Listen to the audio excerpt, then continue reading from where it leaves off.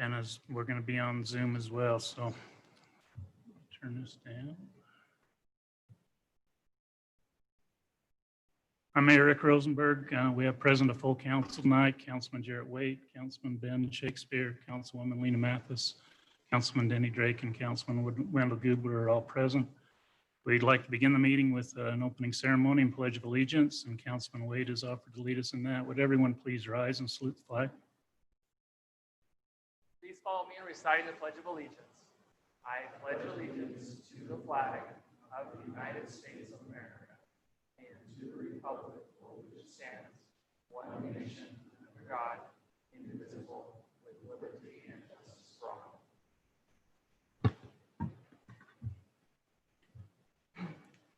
Our dear Heavenly Father, we're grateful for this day, for the chance we have to meet together as a community.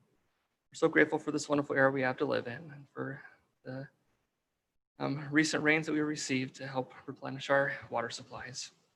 We're grateful also that our city was spared from much of the destruction that other communities had to fare through. We're grateful for all of our blessings and ask for thy guidance in this meeting tonight, that we can have clear minds and keep our emotions in check and do our best to make the best decisions for our community. We're again so thankful for all that we have, and say these things in the name of Jesus Christ. Amen. Mm-hmm. Okay, communications and appearances. I've received 4 communication requests. They're all related to item C3 on the agenda. Is anyone here like to address the council on anything other than one of the council items specifically?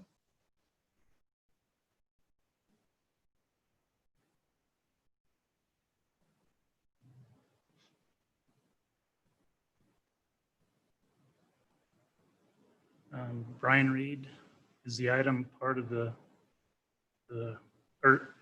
advertised agenda? The item's not listed on your comment form, or is it something other than what's on the agenda tonight? Okay.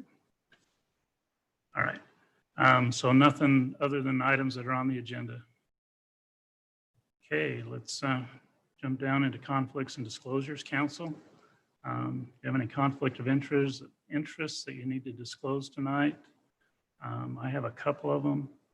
The final plat for Ocotillo Springs was prepared by my employer, and the final plat for the Sycamores at Santa Clara Phase 1C was also prepared there. Those are items 6 and 7 that I need to disclose on.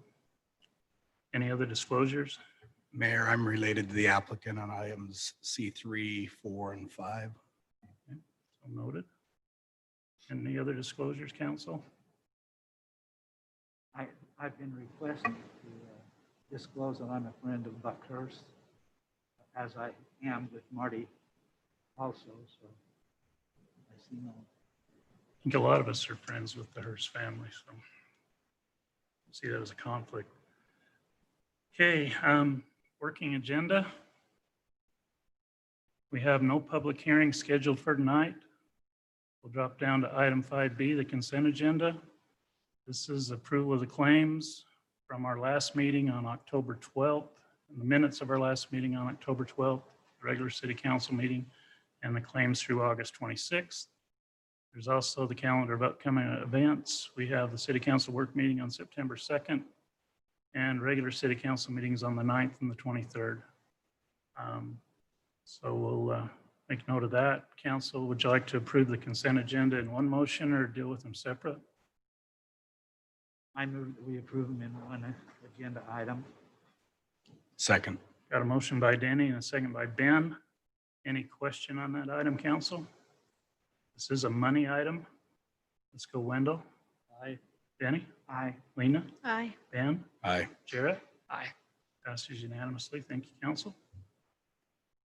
Council, with your permission, I've been asked to move the item number 9 up earlier in the agenda. This is something that we have talked about extensively, and Jack and Scott are here from the staff to answer any questions that we may have about adoption of the Dixie Stormwater Coalition, and I would allow them to get home to their families before the the lengthy part of the meeting begins. So I don't know if there's any questions on the low impact development LID application. Jack or Scott, anything you wanted? No, it's just Present. that, as we discussed in the work meeting, the implementation of remaining at 80% of the stormwater on site. acres more land. Get your microphone. She can't hear you. Oh, okay. That 80% retention of the water on site on that acre or more of land. And then we made the changes to our ordinances to reflect that in a deeper description for the developers and the contractors. So This, just for the audience, this is a mandate that the feds have put upon the state. The state has passed it on to the cities that we manage our stormwater that's produced by construction sites and other disturbed areas within the community. The city is adopting standards that are the same as Washington City, St. George City, so the contractors are all aware of the same requirements. St. George passed their ordinance, I think, on last Thursday. yes. And so this is kind of a house cleaning thing for the city. We're mandated to do it. We put together a plan, I think, that fits what our neighboring communities are doing and not going over the top with it. So council, do you have any questions regarding the proposed Stormwater Coalition Low Impact Development LID application guidance? Just one, under an acre, it falls into the development then, the development plan. We discussed as far as when it got under an acre, whether applicants were gonna have to keep that on site, whether it could be part of the master development. How does that impact the under an acre? Well, it's going to come down to that justification. If they can't meet the requirements that have been set by the state and the EPA, there is a line item, should we say, that as long as there's justification, they can go back to the same standard that we had in the past. Okay, clay and things like that. Yeah. Okay. Yep. Perfect. Any other questions, council, comments? Okay, and I would consider a motion to approve and adopt the Dixie Stormwater Coalition Low Impact Development LID application guidance. So Eric? moved. You beat me to it. Got a motion? Do I have a second? I'll second. Motion by Jarrett, second by Ben, to approve for adoption the Dixie Stormwater Coalition Low Impact Development LID application guidance for Santa Clara City. Any question on that motion? Let's go ahead and do this one roll call too. Jarrett? Aye. Ben? Aye. Lena? Aye. Kenny? Aye. Wendell? Aye. Guys have it, that considered approved. You can buy us lunch from that up on the agenda any day this week. Well, Jack can, yeah. Jack's going to be laid up. It went kind of fun to get him to buy. Credit card can be used Credit anywhere. card Don't still worry. works. Got it. Okay, back to the item C1, council. This is consider approval of a proclamation setting September 17th through the 23rd as Constitution Week. Does it say who brought this in? Brock? No. Okay, this is a proclamation designating September 17th through September 23rd, 2020 as Constitution Week. Whereas September 17th, 2020 marks the 233rd anniversary of the drafting of the Constitution of the United States of America by the Constitution Convention, and whereas it is fitting and proper to accord official recognition to this magnificent document and its memorial anniversary and to the patriotic celebrations which will commemorate the occasion. And whereas Public Law 915 guarantees the issuing of a proclamation each year by the President of the United States of America designating September 17th through the 23rd as Constitution Week. And now therefore I, Rick Rosenberg, Mayor of the City of Santa Clara, Utah, by virtue of the authority vested in me as mayor, do hereby proclaim the week of September 17th through 23rd, 2020 as Constitution Week, and ask our citizens to reaffirm the ideals of the framers of the Constitution had in 1787 by diligently protecting the freedoms guaranteed to us through this guardian of our liberties. In witness whereof, I have hereby set up my hand and caused the seal of the city of Santa Clara to be affixed this 26th day of August in the year of our Lord 2020. Council, I'd like to get a motion to approve that proclamation and make that designation. Moved. Second. A motion by Lena and a second by Denny to approve the proclamation setting September 17th through 23rd as Constitution Week. Any questions on that motion? All in favor, say aye. Aye. Are there any opposed? Thank you, council.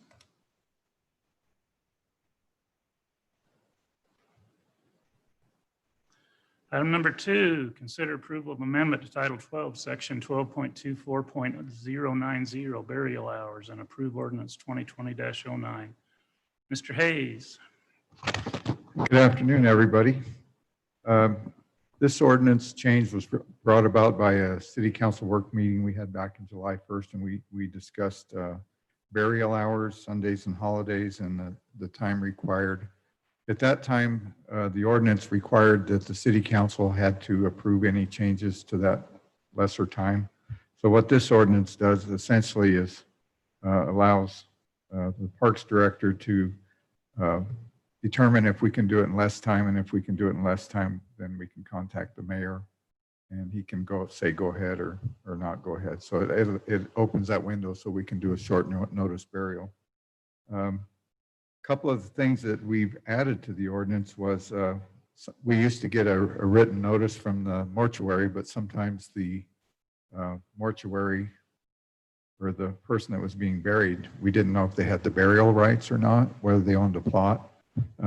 So we added in there so the time actually starts once we verify that burial right.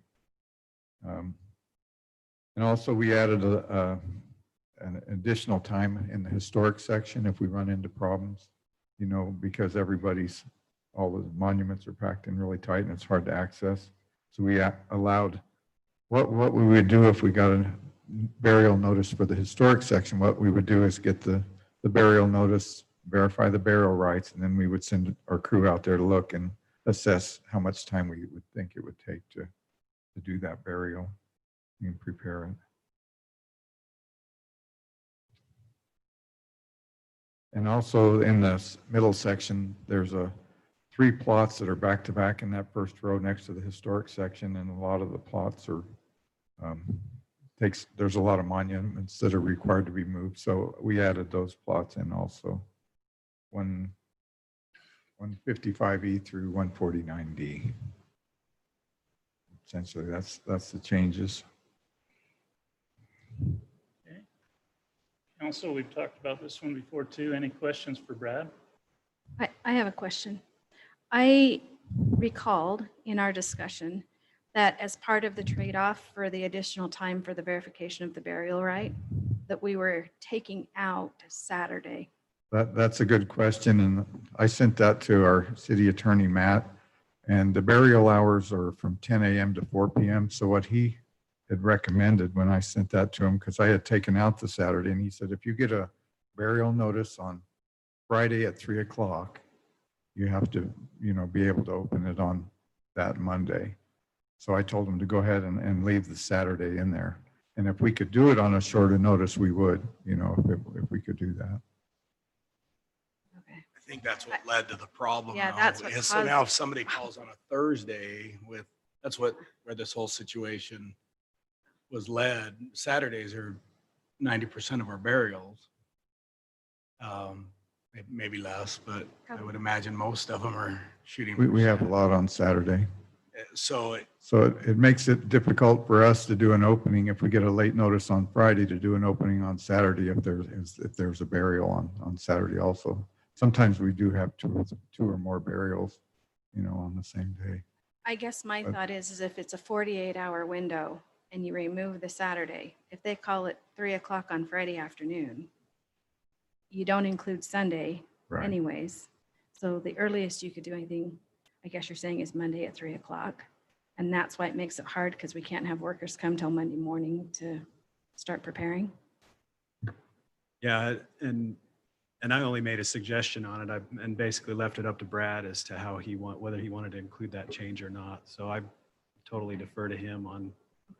I'm just concerned that we're going to end up back in the very same spot that we were What in. we have now, though, is the option to look at it and go less than 48 if it's feasible. So we could do that the way it's written now with the mayor's approval. But I'm okay with taking the Saturday out.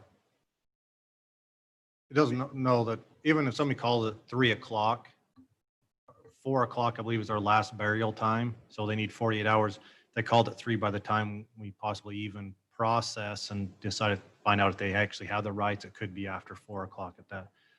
And I understand it Right. kicks to Saturday, but also with that 48 hours makes Mondays very difficult if they called Friday at noon and making sure we're ready on Monday. So We want to give the best service we can possible and do it, quick as we can. I mean, that's our job. So if we could do it sooner, matter of fact, we've had a burial since we had this work meeting, and I called the mayor and we did it on a shorter notice, like 36 hours. I think as we read the other city's ordinance, Saturday wasn't included in there. And I think that's where the difference was in where the discrepancy came into this. And Yeah. so personally, I'd rather see Saturday taken out, even if there was a line that said, look, if, Friday at this time, the earliest we could do it, knowing that what we're trying to, I just think by having Saturday taken out, we're setting ourselves up for the same problem we led. And that was the one thing that was different in our ordinance versus the other cities we Yeah. looked at. St. George is 72 hours if it includes the weekends. They don't say it with the Saturday, but it's 72 hours is what they have. I think with the flexibility that you put in this ordinance, I think we can do exactly what we need to do, and we won't have the problem that we had the last time. Because we can get the short notice in there, and I think that'll work.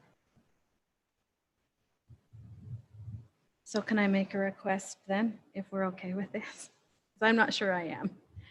That we monitor the time that we receive for the next little while, the time that we receive the request, the time that we determine the burial rights, and note the times as to when we agree to that. Just to make sure we're not having. Yeah, we issues. record everything. I mean, we get the notice and we do the burial rights. I mean, we have everything recorded. You're logging all the requests in.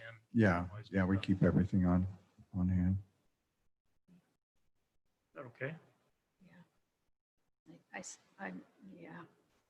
With hesitation. Well, and if it doesn't work, it'll be right back. I can tell you that Brad was, the requests that came through worked out well. And I think if we do give the staff that notice to be able to verify that burial, and if the mortuary will do their job, then I think we can do it and make it work on most times on a Saturday. Which is great if that's how it happens. That's what we want. So It was actually a holiday that we did the burial. That's right. Mhm. We Really? actually did it on the Yeah. holiday. awesome. And I think the concern is, obviously, this is an emotional, stressful time for any applicant. Right. So hopefully we're erring on the side of, let's do all we can as a city to accommodate, More compassion instead of less. Yeah. So I think that's that's all we're looking at there. And I At think least I am. the language does that, giving him the ability to contact me or the mayor pro temp, whoever's in town and in Mhm. charge to make that call. Okay. Because if there's any way possible to do it, Brad's team will make it happen. That's what their history shows. Okay. Any other discussion on this?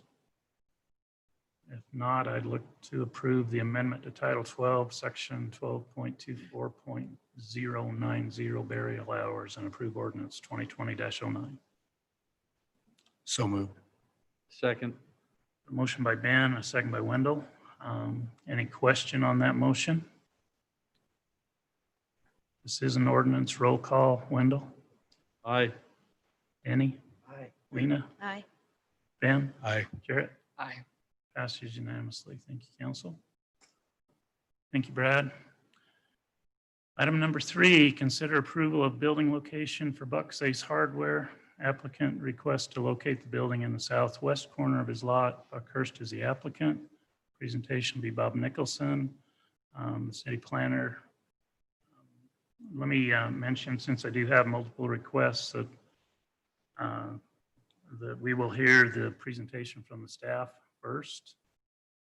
Then we will hear a presentation from the applicant. Council will have the opportunity to ask questions to the staff and the applicant. Then I will take comments from Sarah Weston. And then if anyone else who has given me the sheet did not sign the petition that she'll be talking about, then I'll come back to them for additional comments, but only if they're something new beyond the comments that she's made on that. So something that was not talked about in her presentation. There will be some time limits on that to try and get through this issue.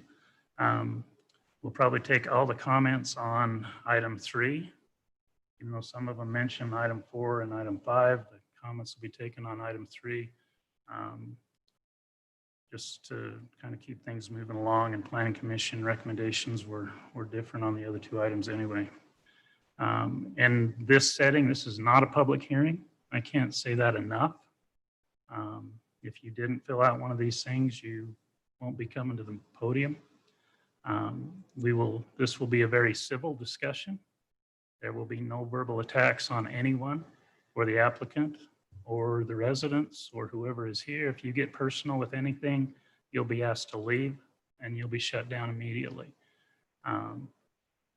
So if there's any question on any of those things, you can feel to ask me when you come up. When you do come to the podium, you need to state your full name, you need to state your address, and then we'll be allowed a couple minutes to do your presentation. So with that, Bob, go ahead.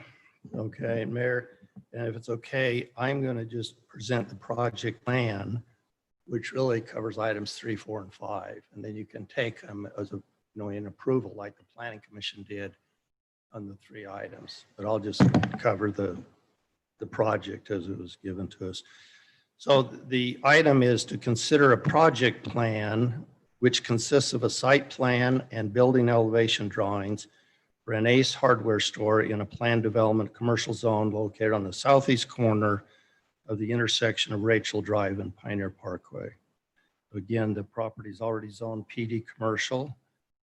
1.72 acres is the lot size. Applicant is Buckhurst. Project designers, MRW Design Associates. And again, we mentioned it's on the southeast corner, Rachel Drive and Pioneer Parkway. So the applicant requests approval of the project plan. Again, it consists of a site plan and building elevation drawings. The PD commercial zone requires that that the Planning Commission hold a public hearing on the project plan whenever there's new development in a PD zone. That public hearing was held by the Planning Commission on July 9th of this year. And then at that meeting, it was tabled to allow the applicant to explore other site options. And that meeting was back to the Planning Commission in August. First of all, let me just briefly highlight the City General Plan. In section 4.6 of the City General Plan, it sets forth the goals and vision for what is called the Pioneer Parkway Retail Core. On pages 41 and 42 of the City General Plan, and describes the specific actions. There's 11 suggested actions. Under action item 4.8 says to implement the goal of creating a quality pedestrian-oriented center with a mix of commercial, business, and residential uses. 3 of the stated actions are building to abut the sidewalks adjacent to the street, continuous and transparent facades, and generous landscaping. So those are 3. There are 8 additional, but I think those are some key ones. However, a large windowless building placed near the corner will not be aesthetically pleasing as the applicant presented in a visual. As the general plan states, if you're going to put the building on the corner, it should have transparent facades, windows, and a transparent facade.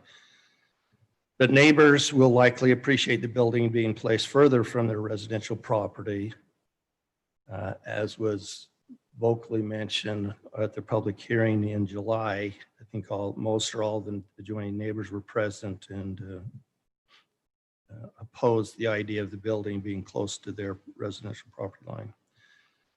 But the mostly windowless building near the corner will not enhance the area's aesthetics. So a little bit about the site plan. I don't, Brock, if you could pull that up. I think the proposed 24,780 square foot single level with flat roof store is proposed near the back corner of the lot. The applicant said he wants the parking in the front of the store, similar to Ace Hardware Store on Bluff Street. To meet one of the city's goals, the applicant proposes a plaza with shade covers and benches on the corner of the lot adjacent to the intersection. You can see the corner there, the proposed, let's see what we'll call it. This is the plaza, and I think we have an elevation of that in a moment. The delivery dock is located on the south end of the proposed building, about 10 to 13 feet from the residential property line. You can see that dock is right back in that. The site plan shows a 10-foot wide landscape strip plus additional sidewalk width along Rachel Drive and Pioneer Parkway frontage. The sidewalk width is generally 10 feet and the adjacent landscape strip is 10 feet wide. Parking, based on a code standard of 1 space per 250 square feet of retail floor area and 1 space per 1,000 square feet of storage warehouse space, the parking requirement would be 94 spaces. The applicant proposes 74 spaces based on his experience with other hardware stores. Staff and the Planning Commission support the parking reduction request for 74 spaces, thinking the 74 spaces will be ample for normal business days. Also, the parking lot lights are shielded to direct the light downward and not into the adjacent residential area. Regarding the landscaping, the zoning code, section 17.68.100, paragraph D4 requires the area from the curb to the front setback line, which is 20 feet from the property line, to be landscaped, but may include the sidewalk within that area. In this case, the landscape strip does not meet that width requirement that's mentioned above. The landscape strip is too narrow along both Rachel Drive. Approximately, it's 10 feet instead of 15, and along Pioneer Parkway where it's 10 feet instead of 20 feet when that's measured from when the setback again is measured from the property line. However, at the end of the landscape chapter, the landscape section, D8 says Planning Commission may recommend a deviation to the council. The council may approve a deviation to that landscape standard. Building elevation drawings, the north elevation, which is from Pioneer Parkway, and the west elevation, which is the main entrance from the parking lot, are building facades. They're visible from the streets. And I think later we'll pull up, there's a colored elevation, but these are the elevations in Pioneer Parkway and from Rachel Drive. The south and east elevations are windowless and are viewed from the adjacent residential area. The building is proposed at a height of 25 feet. The exterior walls are mostly stucco with some accents similar to the Ace Hardware Store near Mall Drive and Riverside Drive, which is part of the Dinosaur Commercial Center in St. George. And I think there's a colored elevation we can look at here. So just to highlight some of the issues that Planning Commission's dealt with. First of all, the parking area and the building location.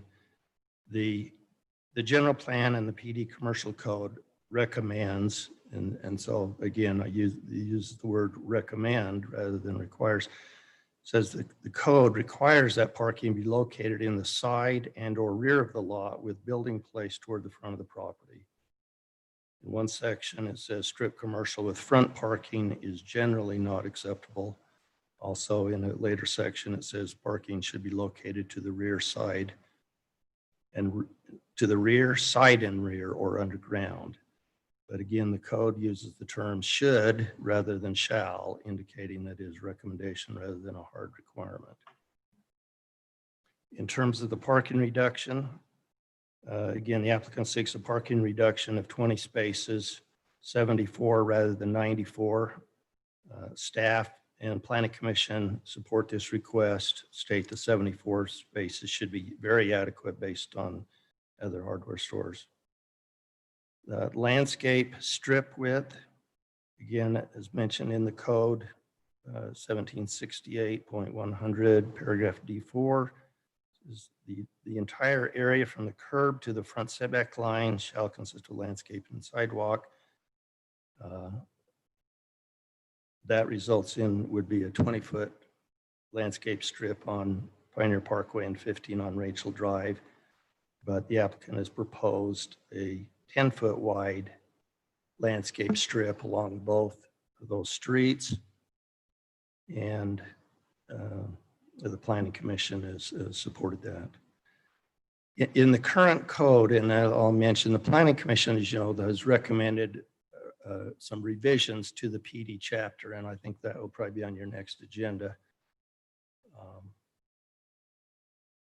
The ordinance revision has tried to clean up some of what we perceive as problems in the ordinance, but in the current ordinance, it talks about open space and minimum landscape requirements in the PD commercial zone.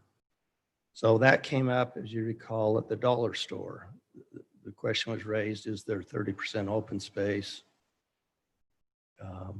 The response was that in the past, the city has viewed parking areas as part of the open space requirement. So that's the only answer I can give. The new ordinance kind of clears up some of that confusion or problem, I think. Lastly, there's some flexibility mentioned in the PD zone in a number of sections throughout the PD chapter. It talks about flexibility to approve alternate plans. So it's not a variance request, it's an alternate plan submitted by the applicant. And it said the last paragraph in the PD chapter says Planning Commission City Council may approve modifications to the dimensional specifications as they see fit in order to provide harmony within a PD zone and as may be requested by the developer.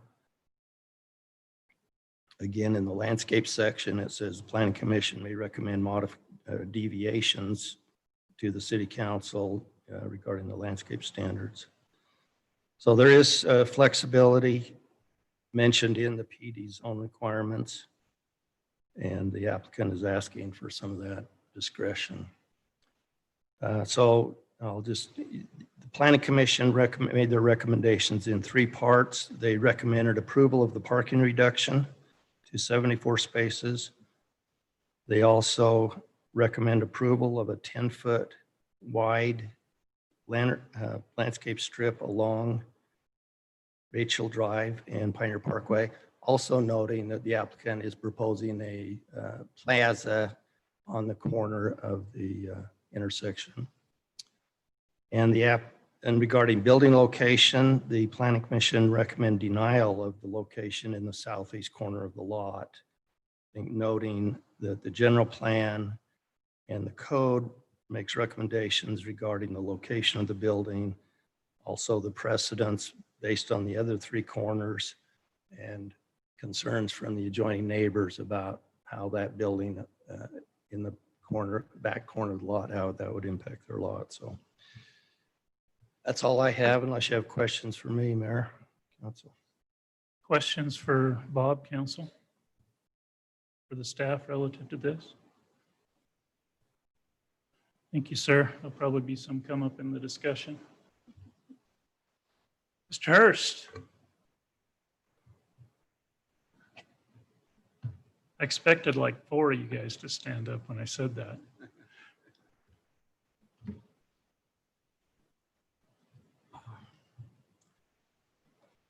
Mayor Rosenberg, City Council, city staff, members of the community,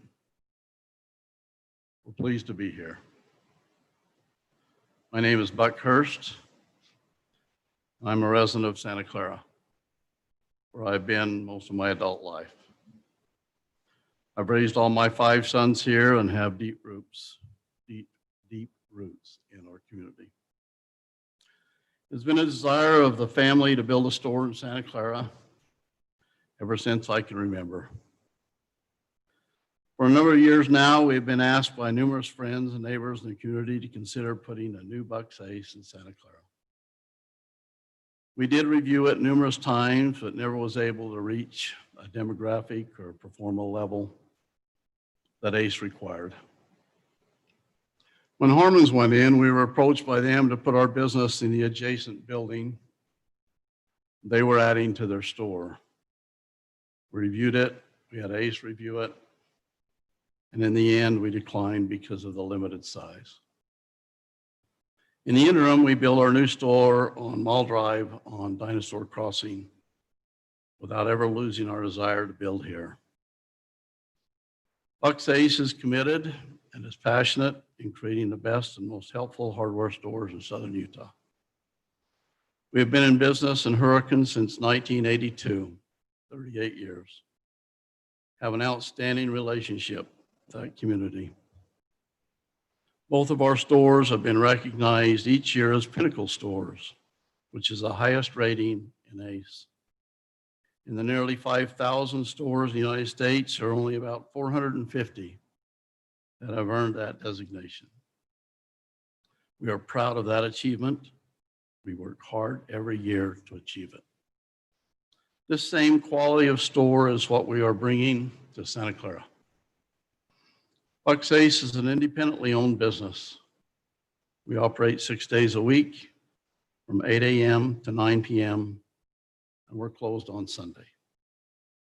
We hire local people and are particularly aware of hiring the youth and providing a clean, safe, working environment for them, which is often their first job. Hundreds of young people through the years have benefited from that environment. Our company believes in investing in our youth. The size of the business is a requirement for the large and excellent inventory that we have, upwards of 28,000 different items. It is this inventory that makes us unique. It provides the customers with what they need and when they need it. We pride ourselves in being convenient and being service-oriented. We will bring a number of large, important departments to the community. They will include, but not limited to, plumbing, electrical, builder's hardware, paint, lawn and garden, home decorations, and a terrific sporting goods department. On top of that, we have one of the best Christmas departments in all of Southern Utah. The citizens of Santa Clara will love this store. Buck's Ace is passionate about being a good neighbor and a community partner. We look forward to supporting local events, and we believe the current design and the plan will provide a rich, inviting, visible, and engaging environment for those events. We are also a true partner with the Children's Miracle Network in helping raise funds for the Primary Children's Hospital annually. Our goal is to invest and engage with the community in which we work and we live. We've had our council review, along with our excellent architectural company, the plan development commercial zoning requirements. We believe the business plan that we have presented qualifies for this zone. The purpose of the PD zone listed under code 17.68.010 is, quote, to encourage flexibility and creativity in the design and development of comprehensively planned projects that would not be possible under conventional zoning districts, quote unquote. This ordinance allows for flexibility in helping us as a business owner in the construction of the building, which fits the business model of our organization. Code 17.6.070 says, quote, specifically, the planned commercial development district has the overall purpose of encouraging innovation in site design and layout. The principal uses of land in this district are commercial, with related facilities normally required to provide the best basic elements of balance, orderly, convenient, functional, and attractive commercial area, quote unquote. We believe we meet the principal uses of that zone. The proposed site plan will be very convenient for our customers. The design allows the customers to access the business in an orderly way. The customers in a hardware store typically purchase a large bulky items which requires easy access to the business, and our proposed design is both functional and orderly in meeting those customer requirements. Functionality is a major part of our daily operations because of the amount of people, cars, trucks, delivery vehicles that are part of our business day. The proposal meets those different types of business needs. The proposed plan is very attractive and will beautify the entire corner. The ordinance number 17.68.100F4 encourage us to, quote, mitigate the interference of elements that adversely impact surrounding residential uses while providing a sufficient level of illumination for access and security purposes, quote unquote. The placement of the store towards the back of the property is better for the neighboring residential neighborhood because the lights and commerce are shielded by the building structure. The ordinance also recommends reduction of noise, 17.68.100F2. Once again, the building on the back of the lot will serve as a sound barrier to minimize any noise from the lot. It is not by its nature a noisy business. Ordinance 17.68.100F reads that the design and layout is to provide, quote, easy accessibility for residents of the district, workers within the district, and visitors, quote unquote. As stated above, easy accessibility is a hallmark of this design. Policy 8.2 states, ensure a Santa Clara streetscape image for major streets. Amongst the many unique characteristics that set Santa Clara apart from other cities in Washington County are the tree-lined streets in the core area. As the city continues to grow and develop, tree-lined streets can be expanded to other areas of the city to become a hallmark characteristic that will greatly increase Santa Clara's livability to current residents and appeal to new ones. Objective, bring about a Santa Clara's image for the entire city, quote unquote. As per the plan, the streets will be beautifully landscaped, tree-lined, providing the Santa Clara image for this portion of the city. Policy 8.8 states, quote, development along key corridors will avoid the creation of, quote, walled streets. Walled streets are portions of thoroughways dominated by large non-transparent fencing, quote unquote. The proposed plan will not in any way create a walled street. Building our building on the street corner seems to create the same undesired result. In these challenging times that we have experienced in our country, state, and communities, hardware stores have been deemed essential. We have been reminded of this fact in the 2 communities that we have served during these times. We believe we will become just as essential to this community as we are in those that we presently are serving, and we really look forward to it. Bucksace is committed and is passionate in creating the best and most helpful hardware stores in Southern Utah. This store will provide our city with jobs, increased tax revenue, and a place for the community to shop for all their household essentials within their own city limit. It will become a great gathering place for the community for years and years to come. We look forward to your approval. Thank you. Thanks, Buck. Any questions for Mr. Hurst, council? I I've got have a one. couple, and maybe it's Jeff, but Jeff, could you just come and go through the elevations, the building elevations, and the rest of the slides that haven't been brought up on the screen yet, and just describe the outside appearance of the building? Brandon? Brandon, the boss just threw you under the bus. Just need your name and who you're Brandon with. Hall. So I'm project architect at MRW Design in St. George. Just go through, there's some building elevations in the packet that Yeah, haven't been put up there. So you may mean the renderings. And that's what I was That- talking about. yeah.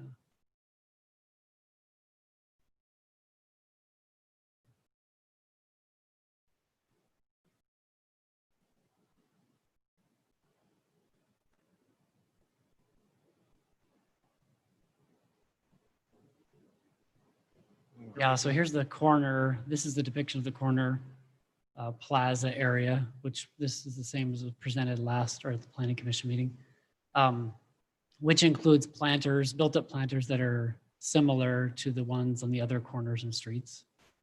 And then built-in, go ahead. I was just going to ask, is this, Buck, is this going to be available for public gatherings? Go ahead, Brandon. Parties, public gatherings.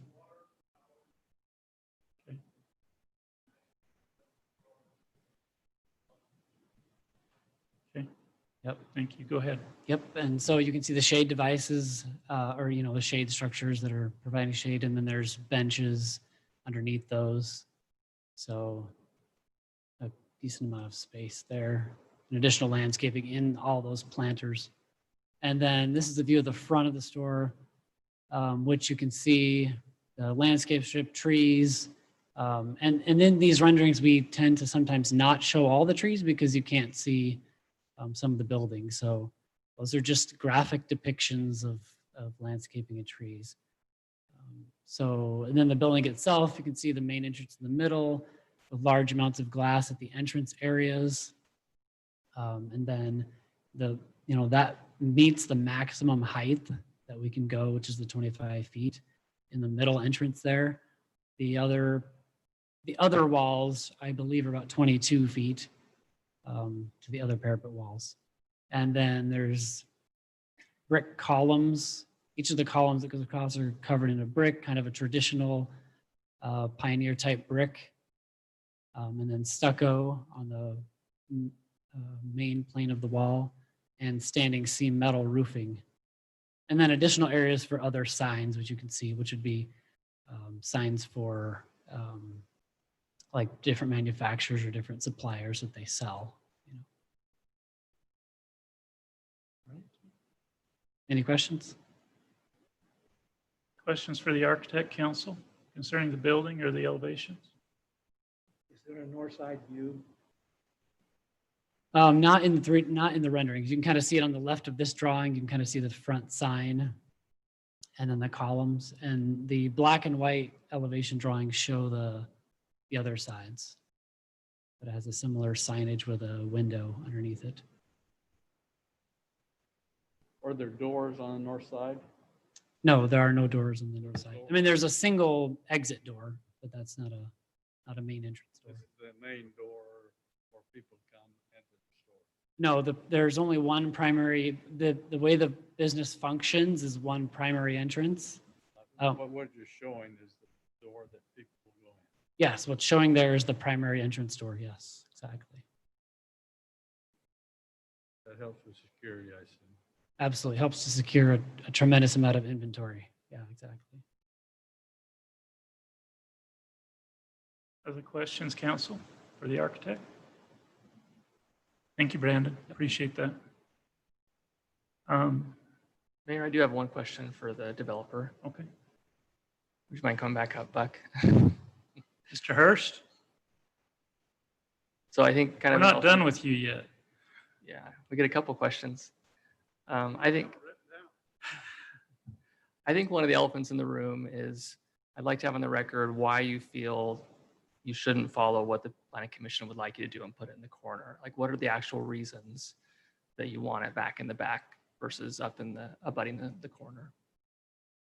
Well, there's lots of reasons. Would you like me to address those? Well, we addressed it in the fact that if we put it in the corner, it creates that we would have to have the front to the back.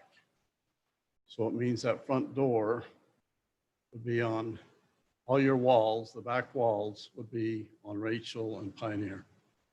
So all of Pioneer, all of Rachel would be a 25-foot wall. And half of Pioneer would be a 25-foot wall. You'd have to go clear around that wall on Pioneer, go back down to the middle just to get into the store if you were walking, bicycling, or any kind of way into that store. It would also create real problems with this from a business standpoint. From a visibility, we figure that not being able to see the front of the store, only seeing the back walls of the store, would make the store probably 20 to 30% less financially as well. All the events and things that you do where you can see them from the road are very beneficial to the business. The safety issue was another big, huge issue for us. You put a wall down there and people coming out of the exits and entrances to the business would have much more difficult time seeing the road when they were getting in and out. And next was the kids, people on the road. When you drive down there, you couldn't see down the street. Where that plaza is would be a building, a tall building. We believe if the real desire is to have this beautiful street lined, you don't want a great big wall to cover it all. ACE was very much opposed to it. We did relook at it. We had the architect draw up some plans to see what it might look like, various things. We presented those. So that's the reason why. There was many others like that, but it just wouldn't be viable for us as a business to do it that way. Thank you. Any other questions, Buck or Jared? Thank you. Any other questions for the applicant or the architect, council? Okay, we'll go in. Sarah Weston. Sarah Weston requested to be heard tonight, specifically to clarify some misinformation that had been presented via social media earlier. And so I agreed to allow her to come and speak, and we'll give her a little bit extra time. She also has a petition, I understand, that she'd like to present. So, Sarah? Thank you. My Again. name is Sarah Weston. I live at 2142 Red Mesa Circle. My husband, Mark Weston, and I have lived here for a little over 20 years. As an upfront disclosure, Mark is the current chair of the Planning Commission. I'd like to address this issue of the ACE hardware development and the project and how it fits with the Santa Clara General Development Plan. Mayor Rosenberg, you were the mayor when this General Development Plan was approved and put into place. And Mr. Denny Drake, you were the mayor of our city when these PD commercial zones were approved, the ones that play such a critical issue in this particular agenda item. And many, you were not, I'm sorry, I get the credit for that too. Can you do it? Okay. Then I'll just put that on the mayor today. I'm sorry I received some misinformation from someone. I apologize for that. But many of you guys on the city council, when you did run for election, you ran on a platform where you said that you would support the general city development plan. My comments today assume that you guys are obviously well familiar with the plan, specifically pages 41 and 42, which deal with the Pioneer Parkway Retail Development Core. As I see it, the Ace Hardware proposal currently meets one or two of the objectives that are listed in the current plan. Most telling is that is it's lacking the most important three that would bring this project bring the unity and harmony with the current development that is in that core. The first objective that ACE fails to meet is that of having the building abut the sidewalk adjacent to the street. As you guys know, this is usually, and why it's in the plan, it's there for both aesthetic and for safety reasons. When a building is placed out there, it's proven to reduce traffic flow and traffic speed, which is always something to consider when we're talking about development that happens near one of our public schools. The other main reason that that type of building placement is in the general plan is that it's a big part of the aesthetic feel that is the whole point of the plan that was put together. The second objective that ACE fails to meet is that of having continuous and transparent facades, which is pretty clear in the images that are shared before us. That is an exterior that is generous with windows and other transparent or translucent or reflective materials. We see that shown in the building, the Cafe Rio building, where they have windows all around. And we see it also shown in the Mountain America Credit Union, where they use both windows and they use that reflective material to meet this particular objective of the city plan. The third crucial objective that ACE has failed to meet is that of having building articulation, meaning a design that has much varying elevations. The use of exterior materials such as stone and brick, metal and wood, and other design elements that are both vertical and horizontal that are used to create a very pleasing streetscape. This isn't horrible, but this isn't a pleasing streetscape. The city council packet itself acknowledges that the plan and the design up for vote today is largely a windowless box. Those words are in your guys' packet. It's covered with almost 100% stucco, very few accents, and then is placed in the back corner of the property line to maximize the parking lot. Whatever the council decides today is the standard for ACE Hardware will become the standard for all remaining development in the Pioneer Parkway core. So this isn't a light decision that you guys have on your agenda today. The city packet also clearly acknowledges that ACE Hardware has not made much effort to meet the general city plan guidelines, nor have they made any significant changes in response to the Planning Commission. In fact, the plan design and layout is very much the same than what they presented back at TRC. And so it's both appropriate and it is needful for you as a city council to step in and ask for some compromises to be made by ACE Hardware, some.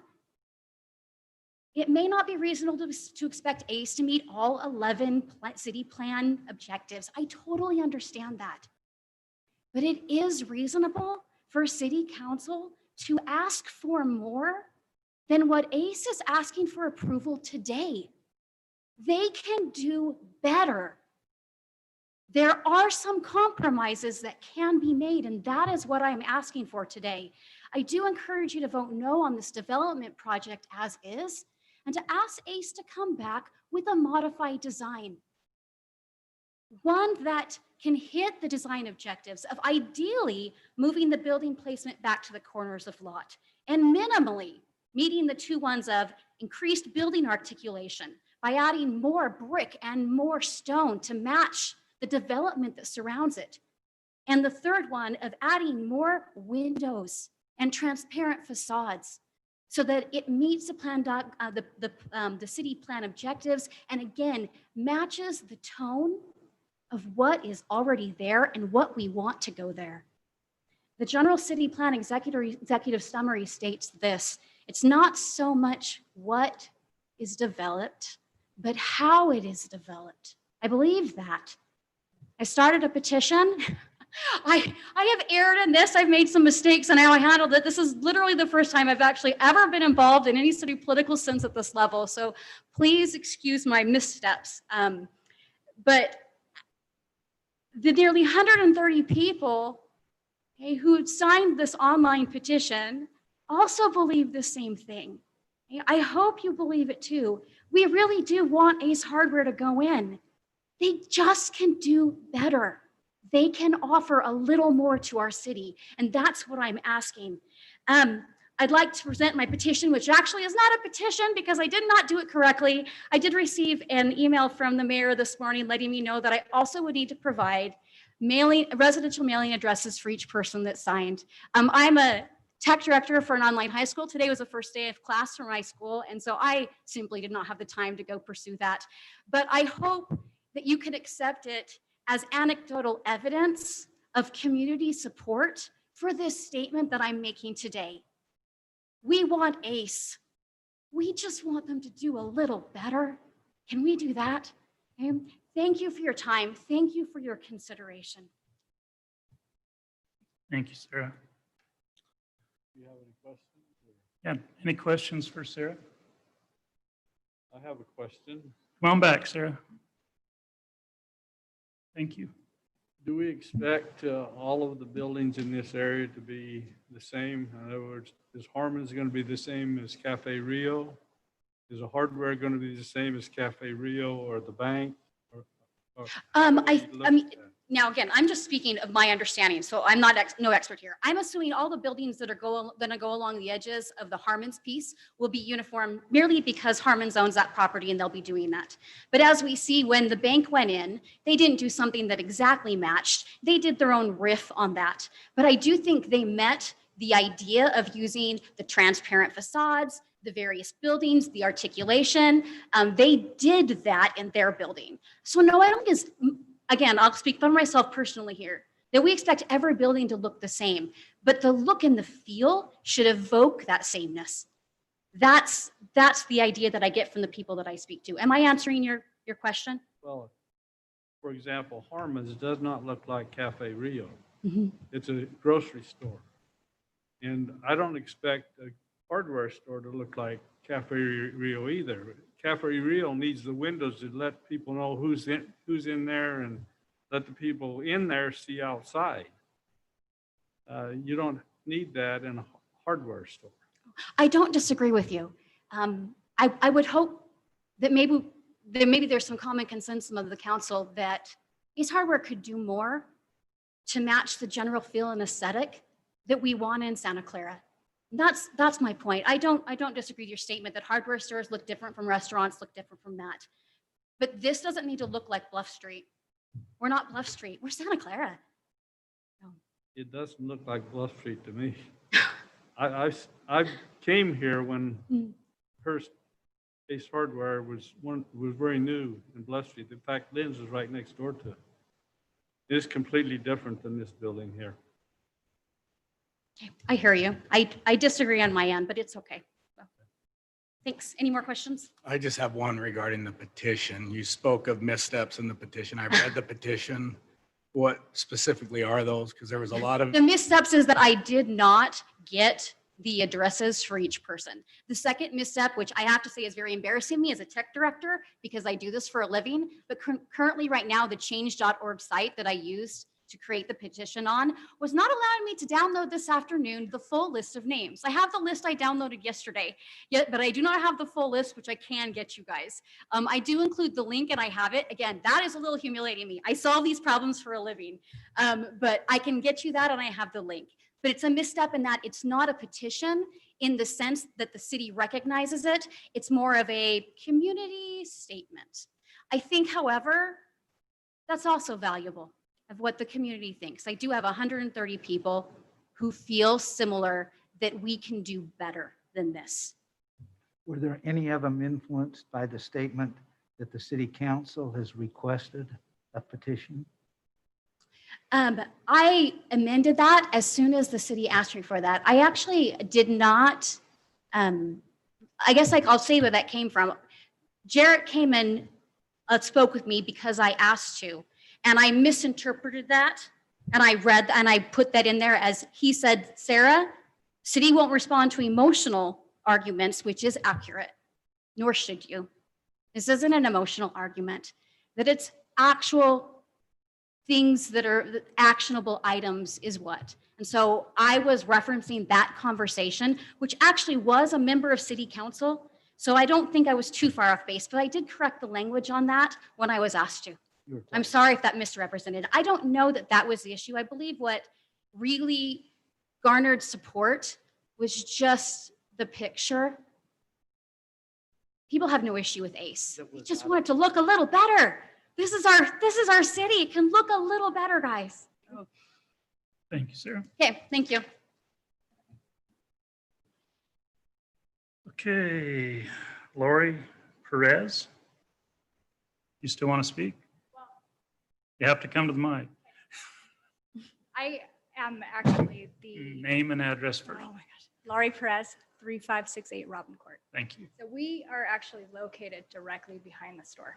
And we were not able to make it to the first meeting. We were told it was a closed meeting. And then at the last minute it was open. We were already at work. I think the biggest issue that we have as adjoining neighbors is the sheer size of the building. This is probably about the same height as the building, I'm guessing, 25-ish feet. Put this 10 feet behind your back wall. And I don't know how many times longer than this it is. It has nothing to do with the view. It has to do with looking outside your windows or stepping inside your backyard and all you see is a wall. It's hard because there are no places in our home or in our backyard where we can see anything but the wall. You can't see over it. You can't see around it at any point. It's the entire backyard, the entire home. My other issue is the safety with it being that close to the wall. And I realize that code says 10 feet, but not all code is accurate when it comes to the storage of combustibles, hazmats, flammables inside the building. How? You can't see. So you get a fire truck through 10 feet. You can't. So if there's a fire in the back of that store 10 feet from our property, how do we fight the fire? 10 feet from our property. My kids' windows. I noticed that there's no rendering of the back of the building. My kids' windows are less than 40 feet from the store. If there's an explosion, if there's a fire, it's worrisome. Hazardous materials. So I guess those are my main concerns, is that I don't feel like it's safe. I don't feel like 10 feet is enough space. I also don't feel that it's neighborly to put up such a fight to move the building to the front of the parking lot, as opposed to towering over all of the connected residents to the point that we have actual, like you walk outside and it's just wall. So that's it. I don't want to kind of reiterate what everybody else has said, but because we didn't make it to the first meeting, it's just hard, you know, we're practically begging, I am, Buck, to just consider moving it for the betterment of the neighborhood, for the people that are directly connected. We love Ace Hardware. We shop there, even though we have to pass Home Depot on the way. It's not that we don't want it here. We love to have it here. We just also want the enjoyment of our own homes and our backyards. So thank you. Thank you. Frank Delana? Again, if you can, keep it to new information, not the same. I'll stuff. try. I've got a couple of things. My name is Frank Delana. I'm Lori and Carlos's next door neighbor, 3561 Robin Court. And I know that Marty has sent an email to all of you outlining his feelings about with the PD commercial and how this building doesn't meet those requirements. And I'll second all of those. We feel the same way. We know that there's a lot of don't have tos in this. They're just guidelines. Shoulds, I guess, instead of shalls. And we second all of those feelings. And especially what Lori was talking about, that, I just moved here a year ago. I'm a new resident. I lived in China for 4 years. And quite frankly, this is the kind of thing that I left China to get away from. Moved to Santa Clara to be near my dad, and because I thought the community was beautiful. It's lovely. It's a small town feel, and we really like it. And for us, it's a very emotional thing that's happening here. I could talk about how our property values are going to go down for sure. Nobody can deny that. Nobody can say that we're not having the value of our home taken from us. Nobody said anything about that. That is going to impact the saleability of our properties. And we're not being offered anything, no compromise, nothing.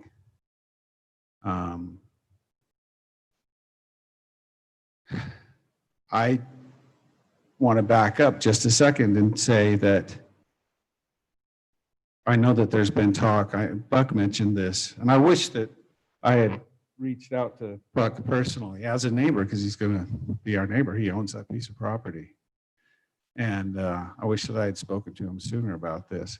But I can remember very clearly driving down Pioneer Parkway there, seeing that there was going to be an Ace Hardware built there and being excited about it. Won't have to drive all the way to Home Depot or Lowe's or any of those, being excited about it. But then feeling is just flipped on its head when I saw the plan. And I'm sorry, was it Sarah? Yeah, Sarah. So I'm sorry we didn't hook up with you earlier too. I second the feeling that, geez, can't Ace Hardware do better than that? There's got to be a better way to do this that doesn't, so majorly and negatively impact the people who are around the border of this. So I would encourage you to table this or not pass it. Encourage the applicant to go back and try again. I mean, honestly, in all honesty, when I saw on the August agenda that they had a drawing of the thing moved out to the corner, as ugly as that was, I went, good. I've got no problems with that. I thought, great. That's a step in the right direction. And, just follow the precedents. I mean, people have not mentioned, there are some principles that our country is built on. And one of them is, fairness, justice. Nobody's talked about those things. We are being dealt with very unfairly and unjustly. And we want the Ace Hardware. I would love it. I would shop there. I've spent thousands of dollars in the last 2 weeks trying to get my house, pouring money into my house to make it a better place to live. And I would have shopped at Ace Hardware. I would have gone there. It was right there behind my house. So, I'd encourage you guys to ask yourselves, is this something that you would want in your backyard? Can they do better than a 25-foot tall stucco wall, 10 feet off the property line? Just picture that. That's from me to you, Mr. Mayor, up to that ceiling. That's what you'd be looking at for the rest of the time that you live there. And that's just not right. It's not right. This is PD commercial. It's not an industrial zone. So let's keep Santa Clara a lovely place. And I welcome Buck to build the Ace Hardware there, but let's stick with the precedents and the community standards. Thank you. Thank you, sir. Martin Tidwell. Again, let me note to try not to repeat everything. Keep your comments a couple minutes or less. Mr. Tidwell? Is he in the overflow? Chief or Brad, somebody? While we're waiting for him, Elaine Lloyd.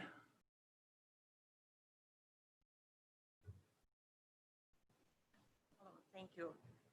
My name is Elaine Lloyd, and I realize that some of the things that I'm going to say are a repeat of what's been said, but I'd like you to know where I'm coming from. My husband and I moved to Santa Clara on 3598 Sagebrush Drive 17 years ago. My husband passed away 18 months ago, and I had to make a decision whether I was going to stay in my lovely home. My husband was a perfectionist, and I was not sure I could keep up with the house in the manner he stressed. My decision to stay was fortified by the response of the neighbors who jumped in to help me. It was a rewarding experience to see that, and I thought I would never be able to find a similar neighborhood with such caring and friends and neighbors. For this reason, I stayed knowing that my house was going to be my security when it became necessary for me to move in a facility where I'd be taken care of. Now I'm faced with a dilemma. How is my home going to be impacted by ACE in my backyard? How will my home value depreciate? Can you explain why this building is so large? The size of the building takes on the look of a warehouse, which seems too big for the property. Why is the building so high? I am deeply stressed by the size and the looks of this building. This is a neighborhood community, which is, as well as many of the neighbors would like it to stay with that community plan. And I thank you for listening to me. Thank you, ma'am.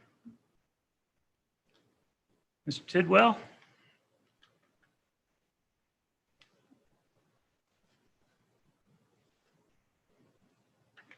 Martin Tidwell, 3576 Sagebrush Drive. Thank you, Mr. Mayor and City Council, for giving us the opportunity to share one more time what our thoughts are. The only things I will endeavor not to repeat anything. The only thing I would add is that having ACE where it is would be inconsistent with what we've required from the other buildings, the other businesses on that location, on that corner. I also like to quote a couple of items from the general plan and from the zoning requirements. One of them is harmony with and without detriment to neighboring properties, screening or buffering for the occupants of adjacent landowners, or a general appearance of openness. I don't feel any of that is addressed in this current design. And strip commercial with front parking is generally not acceptable. Now, certainly, as been discussed, a lot of the wording in the zoning and the general plan are shoulds and recommended and encouraged. And that's why you guys are here as a city council. You can decide what is best for our community. However, if the plan goes forward as it is designed, in my opinion, well, first of all, you would definitely go contrary to the Planning Commission recommendation. In my opinion, you would go contrary to the intent of the general plan. You would go contrary to the intent of the zoning ordinances as they are written, and you would go contrary to the voice of the residents in the neighborhood. Thank you. Thank you, sir. Brian, Andrea Reed.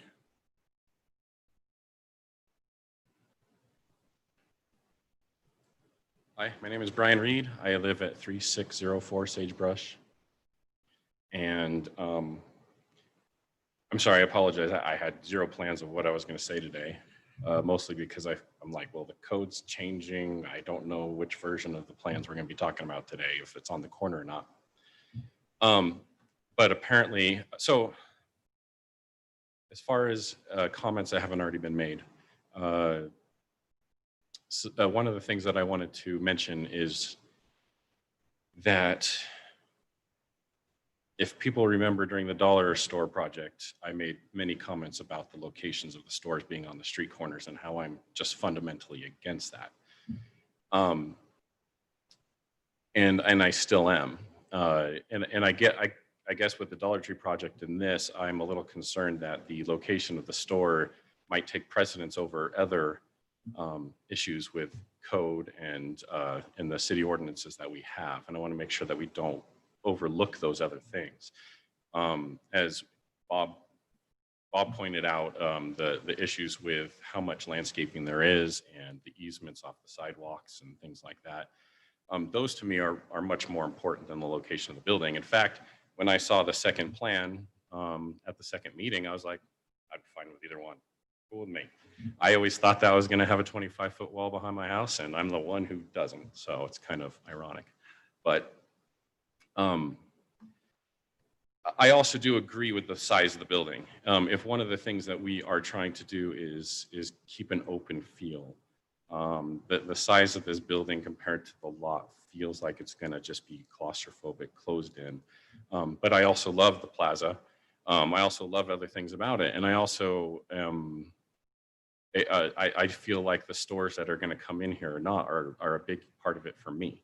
And if I'm worried that if the city and ACE can't come to any kind of conclusion, it doesn't work out, of what another kind of business I could come in behind my house. If I can pick an ACE over almost like 90% of all the other stores out there, I'll pick ACE. And so,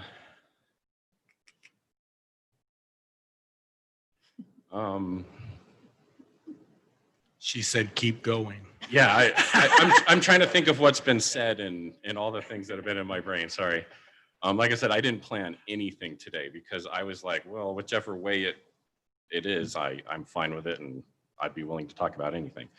But yeah, I guess that was the main thing I wanted to say is not letting the location of the building affect other parts of the code and other things that we want out of it. It's like, it is just a big box. I'm sorry, but it is. It's just a big, ugly box, and that's how all the businesses are nowadays. And I would really like to see that different. I don't know how feasible that is, but that's, you look at this and you just go, yeah, another big box store. So I do agree with that. I agree with the size of the building. I want to see more landscaping, more openness, things like that. But I do feel that if I was going to choose between the building being in the corner and having that plaza, I would choose the plaza, to be perfectly honest. And I think that's about all I have to say. Okay. Thanks, sir. You bet. Your name's on the list too. And he never would have got everything you were thinking. We actually hadn't talked about it. My name is Andrea Reed, and I live at 3604 Sagebrush Drive. The one thing that I would like to point out is that we have a business here that is interested in our community, and they're interested in the people in the community. In our kids, I have 3 teenagers, so Buck's proposal seemed very inviting to me. I just would hate for the city to be so caught up in where a building is placed on a lot that we lose sight of the fact that it's a good business with a person that cares about the community, that has a vested interest in the community. Whereas if Buck were to walk away, we could end up, we actually found a plan online that showed a rendering with 9 different buildings in that lot, one of which was multiple levels, a 4-story building. So we have no idea what could come in its place. So looking at someone who's interested in the community, I just hope that where a building is positioned doesn't trump something that could be really beneficial for the city and the residents. That's all. Thank you. Thank you. That's all the comment requests I have, council. I guess I'll turn it to you for discussion. Anybody want to go first? I've got a question for Chief Hancy. Comment was made earlier that this might be a problem for if we had a fire in the building. Can you address that?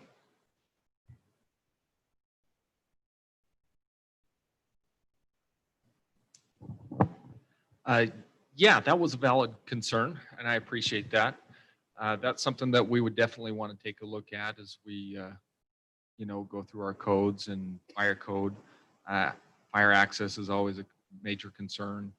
Hydrant locations, things such as that nature. So for sure, that's a valid concern, and I would definitely want to look at that. Fire lane back there with more than 10 feet would be my recommendation. So How many feet would you recommend? a fire lane is minimum 25 feet.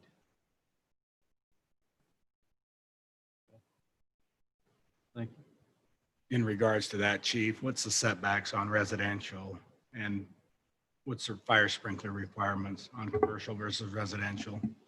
Yeah, this building where I believe it's 24,000 square feet or so, it would require sprinklers. So that would definitely be a plus for fire safety. Whereas residential is not a requirement for sprinklers. That answer your question? Yeah. You know the setback on residential? Not off the Setbacks, Court? top of my 10 head. feet. That might be more of a Usually- building. Usually the rear of the building is 10 feet.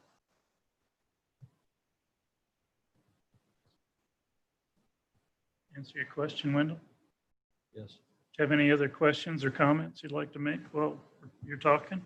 No. Danny? Well, there's been a couple of things that we're setting a precedence, and we're certainly not setting a precedence. The Harmon's building is set back on the property. It was there, designed to be there with parking in front. It's been stated that the buildings, the Cafe Rio, and those were done with Harmon's, and they were not. Harmon's was there before that building was built. The bank, actually Village Bank, owned that corner, and when they ran into problems, Harmon's bought it, and then that became an issue. One of the other issues that I have is if you go down to that corner, none of those buildings, Sarah, none of them fit your 11 criteria. Not one single one. There isn't any precedence here. It's deal with the things that we know and can adjust. A 25,000 square foot building is different than a 5,000 square foot building. There is no entrances from the road into those businesses. They still have to walk around the building to get to the entrance to the stores. To me, the idea that this is something out of the ordinary, every lot that backs up to this was put in after the commercial zone was created. Certainly, that should have some bearing on what happens to that commercial zone. But I feel very concerned that there's a feeling created by individuals that we would do something against the law. And that certainly would not happen.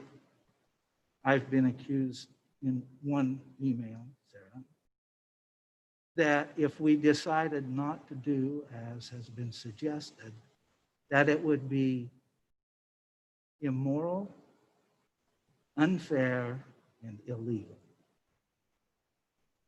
I'm sorry, but that emotion is not true. And most of the things that have been stated have been painted in one way or another. The fact is, this design meets code. And in most cases, it meets your 11 standards, which it meets more of them than the other buildings on those streets.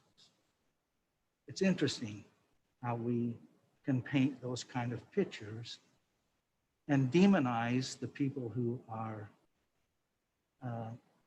asked to make judgment. To me, that's not Santa Clara way. Santa Clara was created in a nice community by people who cared about others. The community itself grew and brought people here because they wanted what Santa Clara offered. And so now we're going to change that to accommodate a few. I'm concerned that you think that there's going to be hazardous waste stored behind the building. Well, there's certainly, The supplies that they sell combustibles, flammables, they sell hazardous materials, and they certainly do, and so do most others. In fact, Harmon's. but not 10 feet behind my house. Oh, You no, need but the permission same to thing is- come to the mic. Nobody's got it right now except Councilman Drake. But the same thing is true about every store that we have in the community. There is some kind of hazardous material in that. But I think the concern that you have is a major concern. You're going to see, and you hope that the property values don't drop, and you think they will. I really don't want to sound this cold, but the fact of the matter is, that was commercial. No, that was commercial, created when I was, yeah, it's PD now. This isn't an argument. It was He commercial. listened, you listen. It was commercial, and to help protect those residents when it was changed to PD commercial, okay? But if you wanted to go to code, the wall could be 35 feet, not 25 feet, and meet code requirements. I'm sure that what I'm saying is going to be taken lightly by those who are opposed to this, and I don't have any problem with that. What I do have a problem with is that it has become personal attacks, and that bothers me. And I really want you to know that this city council would not take you individually, nor any of your friends, and abuse your rights to differ. And I know you're going to have difference. This is a huge issue, but I want you to know that we'll act according to our consciences in a way that we think is right. Thanks. Lena? You bet. I have lots of thoughts. I tend to do this when it comes to land use issues. So I'm going to start by saying that I also have received numerous emails. I've read all of them so that you all know. And I also want you to know that I do not know Mr. Hurst. I've never spoken to him. If you had asked me 2 weeks ago to pick him out of a lineup before I watched the Planning Commission meetings, I couldn't have done it. I don't know him. What I can tell you is I do know the members on this council, and they are good people who can look at things objectively. And whether we choose to disagree or disagree in our decisions, that does not impact their integrity in any form. And that also goes for our Planning Commission. Our Planning Commission is the very same. They do their job well. I want to note that in what I've received, I'm assuming, and I try to stay off of social media, so I don't know what's on social media, but based on the emails I've received, I think there's some misinformation that is out there. And so I'm going to, from what I have read, I want to try and clear up some of the misinformation, and maybe that can help guide the discussion. I'm looking at everything from a very practical, pragmatic standpoint, because I want what's best for our community as a whole. Just as a point of clarification, the corner that the bank sits on and the empty parcel behind the bank, they are not PD commercial. Those are commercial zones. So they don't even conform to any of the documents. They don't have to do anything within any of the documents that we're even talking about this evening. That is only the other three corners. So just to clear that up. And then there's been a lot of emphasis on the general plan. And for people who have not been involved, and that was me a number of years ago, I couldn't have even told you what a general plan was, to tell you the truth, before I started getting involved in interest in city issues. But the general plan is an advisory guide. And Matt, if I say anything that is incorrect, please stop me. But it is solely an advisory guide. It is not enforceable by law. What enforces our laws are the zoning ordinances that get enacted to back up what's in the general plan. The reason for that is a general plan, in my view, and I'm putting it in layman's terms, is a 30,000-foot level view of generally what our citizens want to see within their community. There is no way for it to identify any of the specifics down to a parcel of land as to what that might look like, however many years down the road. Those general plans are only redone every 5 to 7 years. So my encouragement to you is, the next time we redo our general plan, if you are really interested in what you want to see within our community, get involved, come out and participate, because that gives you that high level overview. And then when we have something like a public hearing to review a zoning ordinance, please attend the public hearing and come and see what that zoning ordinance is going to do for that parcel of land, and whether you agree or don't agree. Because by statute, whatever that zoning ordinance is, the city has to comply with it. So there's some 2 cents worth. There was also some indication that maybe Mr. Hurst was doing something inappropriate by requesting the city council to review this. So that we're clear, that is not the case. The planning commission, of which I was a part and was a chair of, is a recommending body. The city council is the one who will make all of those decisions. So regardless of what the planning commission does, they're just a they're important, very important.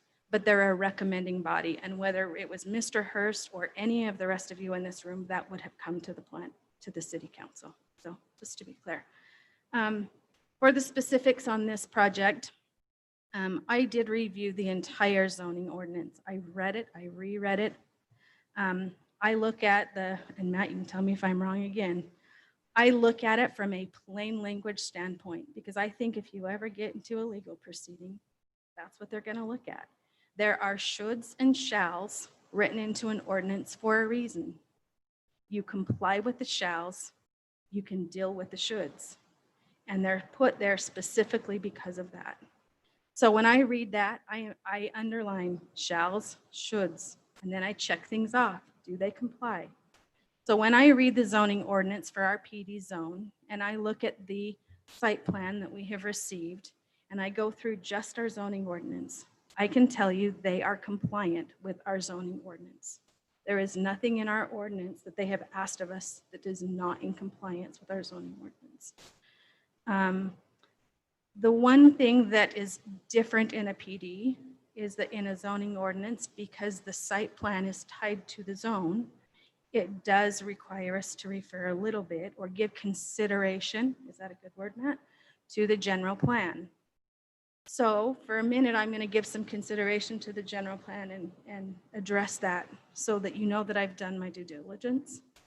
I'm going to read you part of it, and it's been referenced pages 41 and 42. That identifies specifically the Pioneer Parkway retail core. It looks at that corner only is the piece that we're looking at.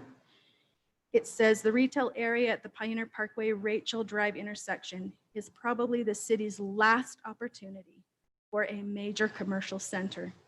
The vacant land is large enough to accommodate big box types of stores, such as grocery store and smaller chain stores such as Walgreens, as well as a number of pad sites.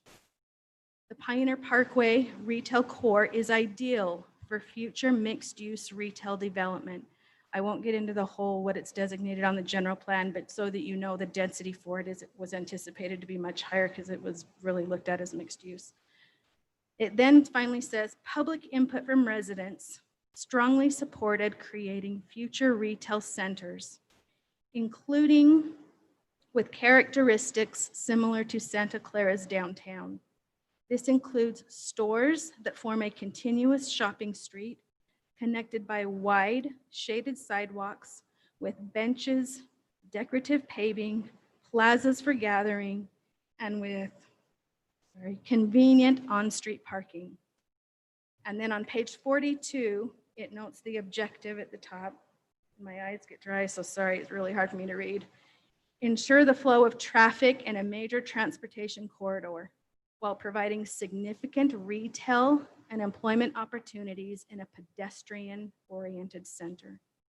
If I take all of that, because that is the highlight or the objective from the general plan, and I apply that to this request, I can start checking some of those things off and say, it's become a walkability issue. When I look at the building, is the building better off in a corner or on the street, adjacent to the street with walls, similar to what was required of what Dollar Tree did? They are different buildings. Dollar Tree is a 9,700 square foot building. This is a 24,000 square foot building. My opinion is if I stick a 24,000 square foot building, even if it has some windows, and mind you, that's not in neither our general plan or our zoning ordinance to have all windows and double fronts. It creates almost a bowling alley effect for me that you can't see around it. You can't, it's just my personal opinion. Whereas if you move the building back and have plazas and landscaping strips with large trees, it opens it up. It creates pedestrian friendly. If you review the site plan, and I don't know if you've had a chance to look at it, but if you review the site plan, there is a proposal in addition to the plaza for a sidewalk that connects directly from Rachel through the parking lot to the entrance of Hearst, so that individuals do not have to walk through the parking lot if they choose to walk to Hearst. Harmon's has done that in front of their building as well. And I guess lastly, I would just say, I really did try to look at this objectively. And I can appreciate for those of you, those, 3 or 4 of you who will butt right up to this, I can appreciate looking out your window and what you're going to see as well. I don't know that I would want to see that. But I also believe that you had a right to do what you wanted on your property, and someone else has a right to do what they want to on their property as well. And everybody knew what the zoning of those were before they purchased anything that they did. The state statute, if the applicant meets the criteria, requires us to approve a request. There's not a whole lot of leeway that we have if they meet our ordinances. And given that I believe they've given some consideration to the general plan, I hope I've been able to express that the right way. Anyways, those are my thoughts. Thank you. Dan? Follow that. Why do I have to always follow her? Gee, no, not for long. I could listen to you all night, go over that. So a lot of what's been said, I have in my notes, but I do want to comment on things that have been said, basis for, in there, and just get them on the minutes. I too have spent the last several weeks researching, pulling out, and I just want to cover 4 points, read a couple from the minutes to make things perfectly clear. Point number 1 is in the denial of the project at the Planning Commission. When the attorney asked the purpose for the denial, it was stated it does not comply with the ordinance. And that is not true. It does comply with the zoning ordinances, as Councilwoman Mathis just said. As the commission spoke of approval, they talked of Harmon's being approved as a master plan development. It's already been spoken that that also is not true. The minutes state that in 2008, and I have them here, Harmon's was approved. And then in 2015, after Harmon's acquired the property to the street, it came back to the city for that approval. So Harmon's was approved 7 years prior to owning the property out on the street, which could have gone any direction outside of that development, which will, Harmon's, the building, will abut residential property to the north.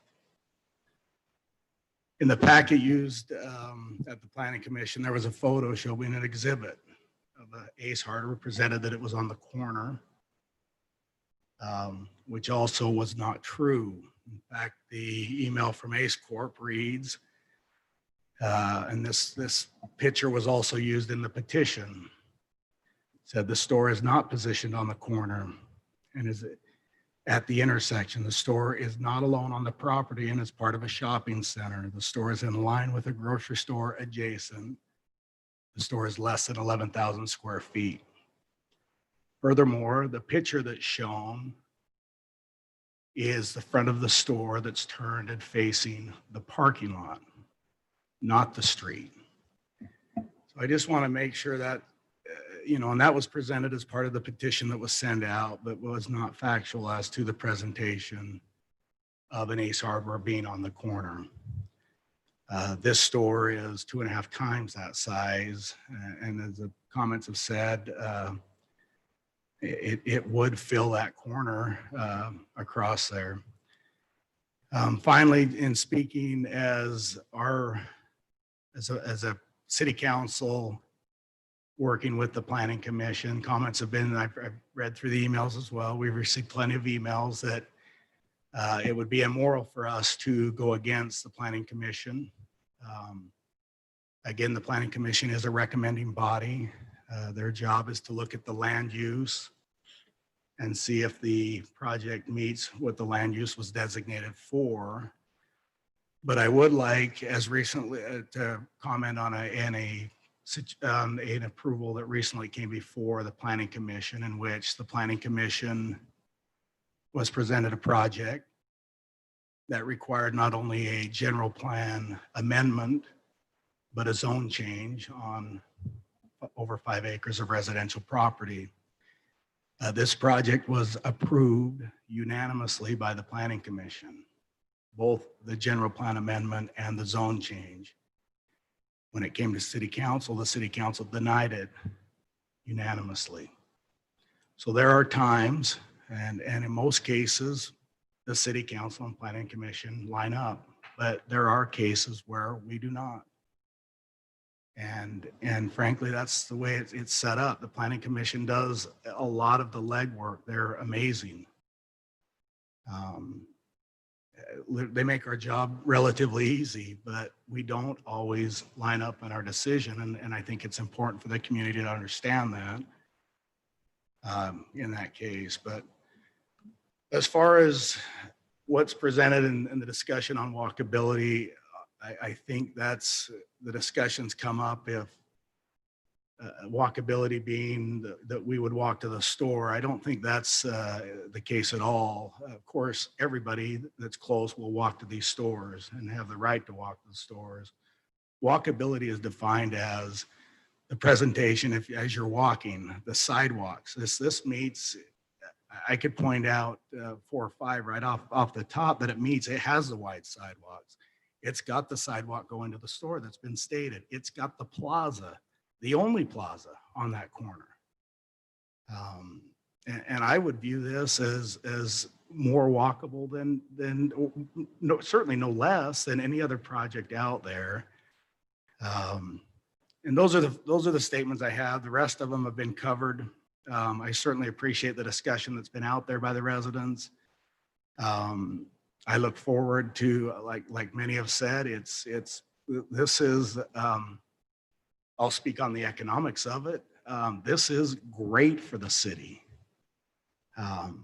A retail center with sales tax revenue, and we won't get it, is great for the city. It allows us to fund things without raising taxes. This is, these type of stores are great. Harmon's is great. They're fantastic additions to our community, and certainly this will be no different as it is. So Mayor, thank you. That's all I have. Thanks, Ben. Jarrett? Thank you, Mayor. So I've got some notes here I'll be referring to. So I feel like I'm probably about this deep, even past neck deep in this project now, in looking at all the different angles and meeting with people and visiting other sites. And I've met with every resident that's adjacent to this property except for the Perez's. I didn't catch them. I've also met with other people along Sagebrush Drive. I've gotten phone calls, I read through all the emails as well. I even read through all the comments on the change.org petition, because you can post on there like why you signed it the way you did. I read through all those as well. In addition, I visited the Family Dollar in Ivans, which might kind of seem strange. A couple residents suggested I do that. And then it dawned on me that I had spoken with Mayor Hart not too long ago about that building, because it's smack dab in the middle of a residential area. It's, you know, across the street from their market, but there's houses all around that Family Dollar.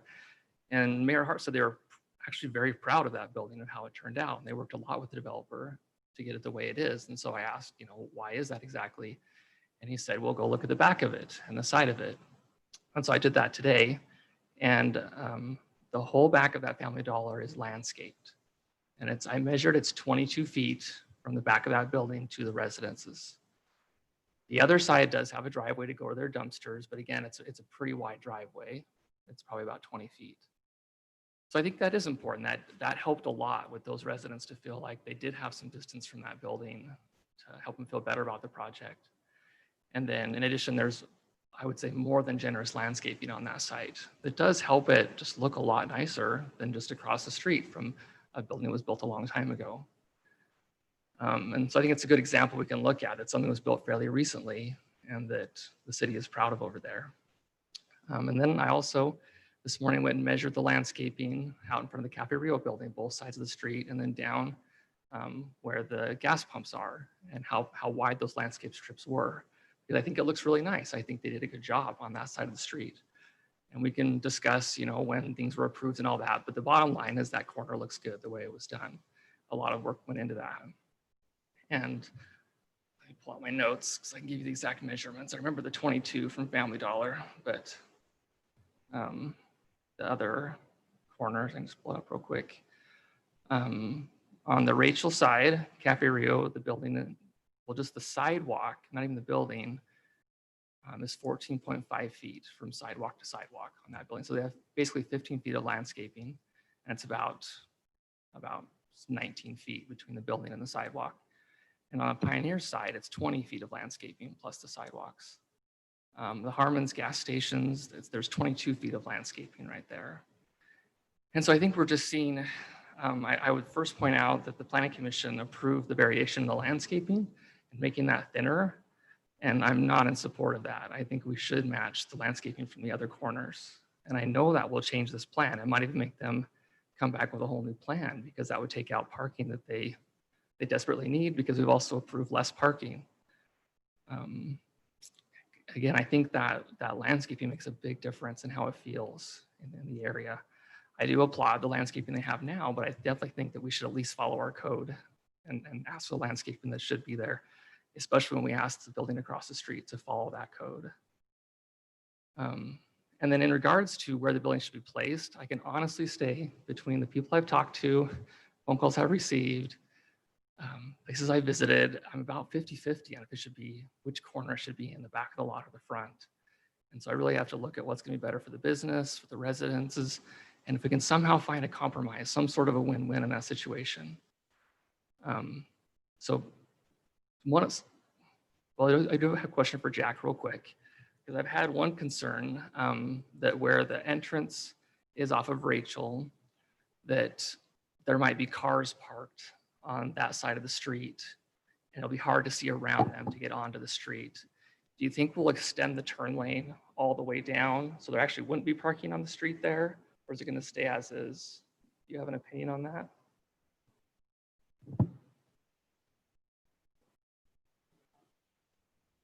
We know that there's plenty of room of stacking for the center lane, the turning lane. We can extend that down. We can do that if we need to. Okay. There's not a problem with it either way. I think that would help the residents a lot there to know there's a turn lane that goes all the way down and make it easier to get in and out, easier to pull out and then merge into traffic, all those sorts of things. And that would also You're limit. Talking a right turn lane, northbound on Rachel, a right turn lane on Pioneer. I'm talking on Rachel. Right now there's a turn lane that kind of narrows down as it gets closer to Sagebrush. I'd like to see that extended. On the other end, on the south end. Yes. Correct. Yeah, going towards Sagebrush. I think that would help the residents feel a lot better about. And really the concern is that maybe a contractor pulls up and has a big trailer, doesn't want to pull into the parking lot, and just they end up parking right there. And that's even harder to see out because they park on the street right there and there's an intersection really close. And there's just a lot of complications there. So that's an internal thing for the city. That doesn't regard this project, but that does help. So I'll knock off a couple quick things that I think are pretty easy that can be changes to this plan that'll help a lot. First off, it's probably based off my previous comments about the planters on the other side of the street. Now in this plan, the planters are actually inside the landscaping. I don't think that's the goal. We want the planters actually on the sidewalk, just not as imposing as they are on the other side of the street. So that asks the developer to change where the planters are located and actually put them in the sidewalk, but then make them 4 or 5 feet wide instead of, I think the current ones are like 6 feet wide. So they take up more than half of the sidewalk.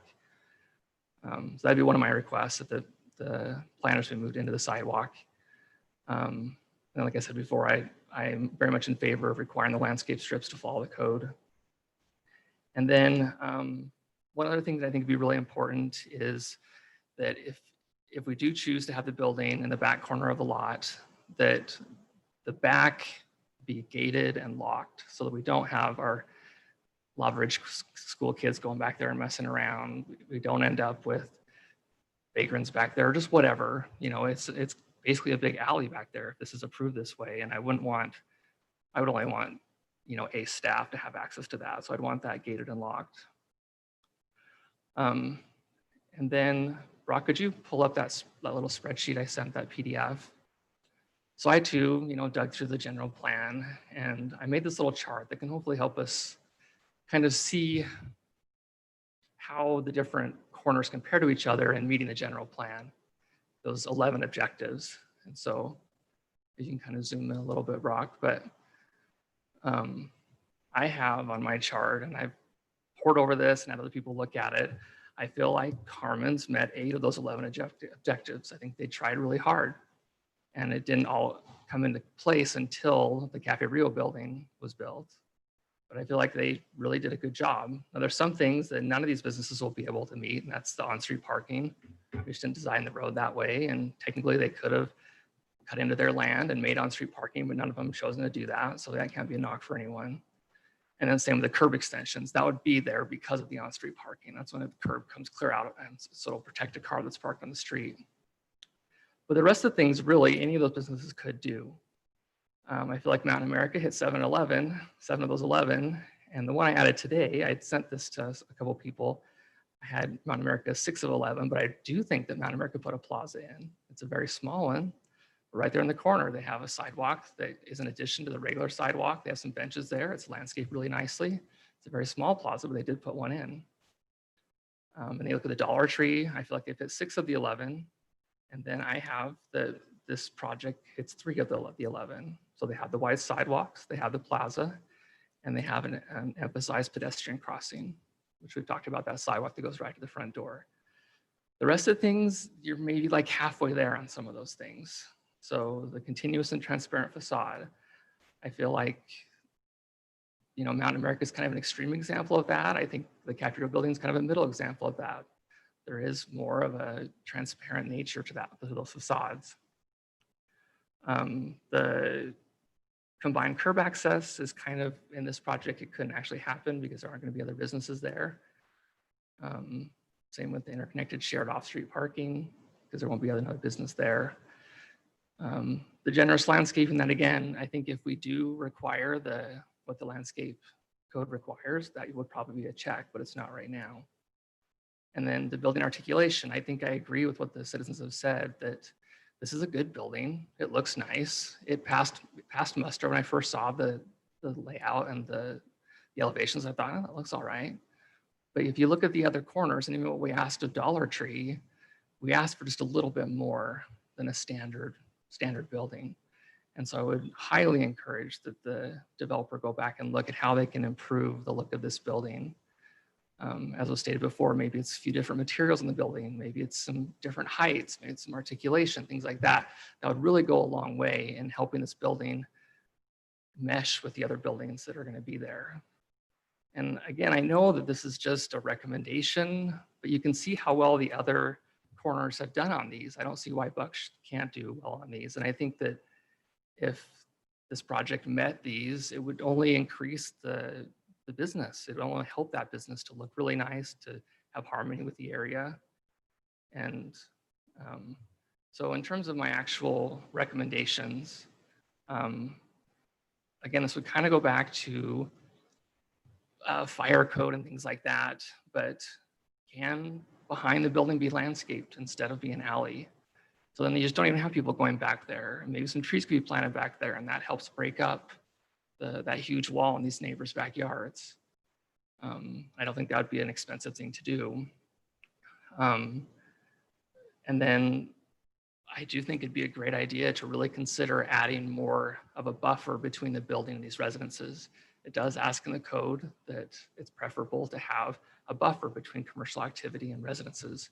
And 10 feet just isn't that much. And with the Dollar Tree, they came with a 10-foot buffer of landscaping, and then their project basically started. And that helped the residents feel so much better about the project. So I would definitely ask for that as well, a wider space on the south and the east side of the building. I know that, again, that's going to probably require some major changes to the design. We're already taking out 20 parking spaces, and if we widen the landscaping and then put more space behind the building, that's going to shrink the parking even more. It just won't work. It'd have to make the building smaller. And that, again, is a business decision that they'll have to look at. But those are basically my feelings. Like I said, I'm pretty 50-50 on where it should be located. I think we probably want to do what's best for the business and then mitigate the effects to the residences that are nearby. And that'd be either landscaping the back or moving it away, gating it, things like that. And I hope I've been able to, I actually wrote down 32 things that people told me to talk about tonight. So I tried to sum those up. I think hopefully I've hit most of those. I think probably the one thing that sticks out to me when I was meeting with all these people was just, I hope the council just does what's right. Just do what makes sense for everyone and not grant any real exceptions. And so far the Planning Commission has told us to grant an exception on the parking, told us to grant an exception on the landscaping. So that's something we need to really think about. Those are my comments. Thank you, Jared. Does the applicant have anything you'd like to add before we go to council for votes? No? Okay. Council, I direct your attention back to the agenda. There's 3 items for us now that need your attention. Item number C3 is consider approval of the building location for Bucks Ace Hardware. The applicant requests to locate the building in the southwest corner of the lot. Does anyone like to take a shot at a motion on that one? So Mayor, I do have a question on that. So in the past, we've approved in a PD zone, we look at the site plan and the elevations, correct? How is that? Why is that different in this case? If we say we're approving the location, is that we're approving the site plan as is, including I think parking? if you, when you approve the site, since they're different, that you would be approving the building elevations at the same time. Anything to do with the building location and elevations, correct? Matt? Yeah, actually, that was my thought too. I think we should consider item 3 as sort of an approval of the overall site plan. You know, certainly you can approve that with conditions. So any of those conditions that aren't specific to the landscape strip and the parking reduction, I would say let's include that in the decision for the the site plan and location of the building. And you don't necessarily have to take these in this order. If you want to, address the parking and the landscape strip, one of those first, if it feel like it's easier to do it that way, you certainly can. So Council, what's your leave that pleasure? up to the council. Let me ask Jared a question. So if what you're suggesting with landscaping and rear setbacks, so are you suggesting we take the plaza out so that we can provide for the parking? No, the plaza only takes out 4 spaces, so I don't think it's that consequential in that decision, to be honest. I thought it'd take out 20. No, we're approving 20 less than what the code requires. And Just where are because of those the spaces going? The 20 spaces into the building itself. It allows more space for the building. Okay. It doesn't go to anywhere else, right? You guys are looking at this. It's just the building that grabs those 20 spaces. And so the plaza itself, you want left in with those other adjustments? For sure.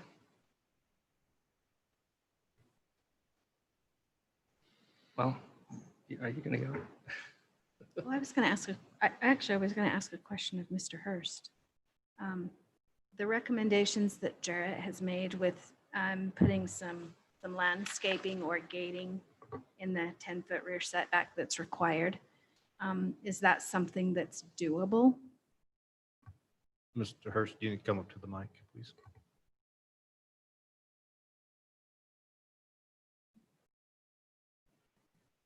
As far as having landscaping in this building, behind the building, we would not be wanting to do that. As far as the gates, we plan on doing that, solid gates, to make sure that we really don't want or can't have water in the back of our building. If we have a busted line, which we have just had in our hurricane store, then you could lose most of that wall. So we don't, water behind there is just not feasible at all for us to have it all. And the other is that the walls are going to be 6 feet tall, at least the neighbors' walls, most of them. And I think there's some requirement there for us to do something that way to make sure we have a wall that for them. And so the trees would have to be very large trees to create any kind of thing that they could even see at all. They wouldn't see any of the landscaping. They wouldn't see any of the trees, particularly if we put smaller ones in there before they had a chance to grow up. So it's really not a feasible thing. The 10-foot setback, is my understanding from Jack and the staff when we worked on it, was what was required. And we worked on that so that they could get back in there for a number of reasons, but we will have obviously fire protection within the store, those kinds of things. So no, that is not something that would be, there's some places where it could work, Jarrett, but on this particular store, no, it would not work. But the gating would work. Yes, the gate would work. We plan on doing that. Question, Buck. What about the fire lane? Is that something that's needed, that we need access there in case there is a fire in your store? I kind of have to defer that down to try to make this 20 or 25 feet behind there would create a completely different design for us and take parking and size of the store. As I said in the beginning, this has 26,000 SKUs in it. It's a very large inventory. And so we're excited. We need that space within the store to hit the plan that we have. When we met with the staff, we went over that 10 feet, the gates and a bunch of things a number of times to try to see what we do. And that's what we'd planned on doing. We will have fire protection throughout the store. You can get to the store from all sides. What we thought that back was mostly for was obviously security. Police, certainly fire would have to get back there in some ways if they needed to. That wasn't something that we just felt 10 feet was appropriate and right, and particularly for the size of this store. And the code does show 10 feet. Code shows 10 feet. That's correct. So can I ask a question of Chief Hancy then?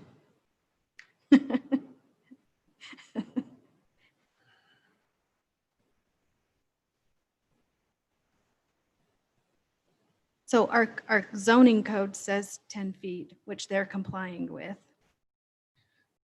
So we follow the International Fire Code, which the city's also adopted. I'm trying to refer to the code itself through my device here.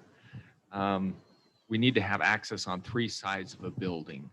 So if we can meet 3 sides of a building with the fire lane, according to the International Fire Code, that's what we would like to adhere to.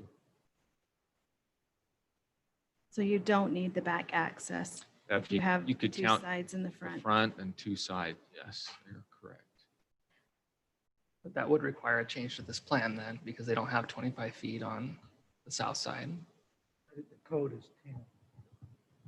Right, the fire code requires access to the 3 sides, correct? Does the code require the 25-foot fire lane, Chief, for access? Or aerial access, but there may also, I'd have to do a little bit of research. There may be an exception where it's a sprinklered building, may allow for an exception. And again, I'd have to research that.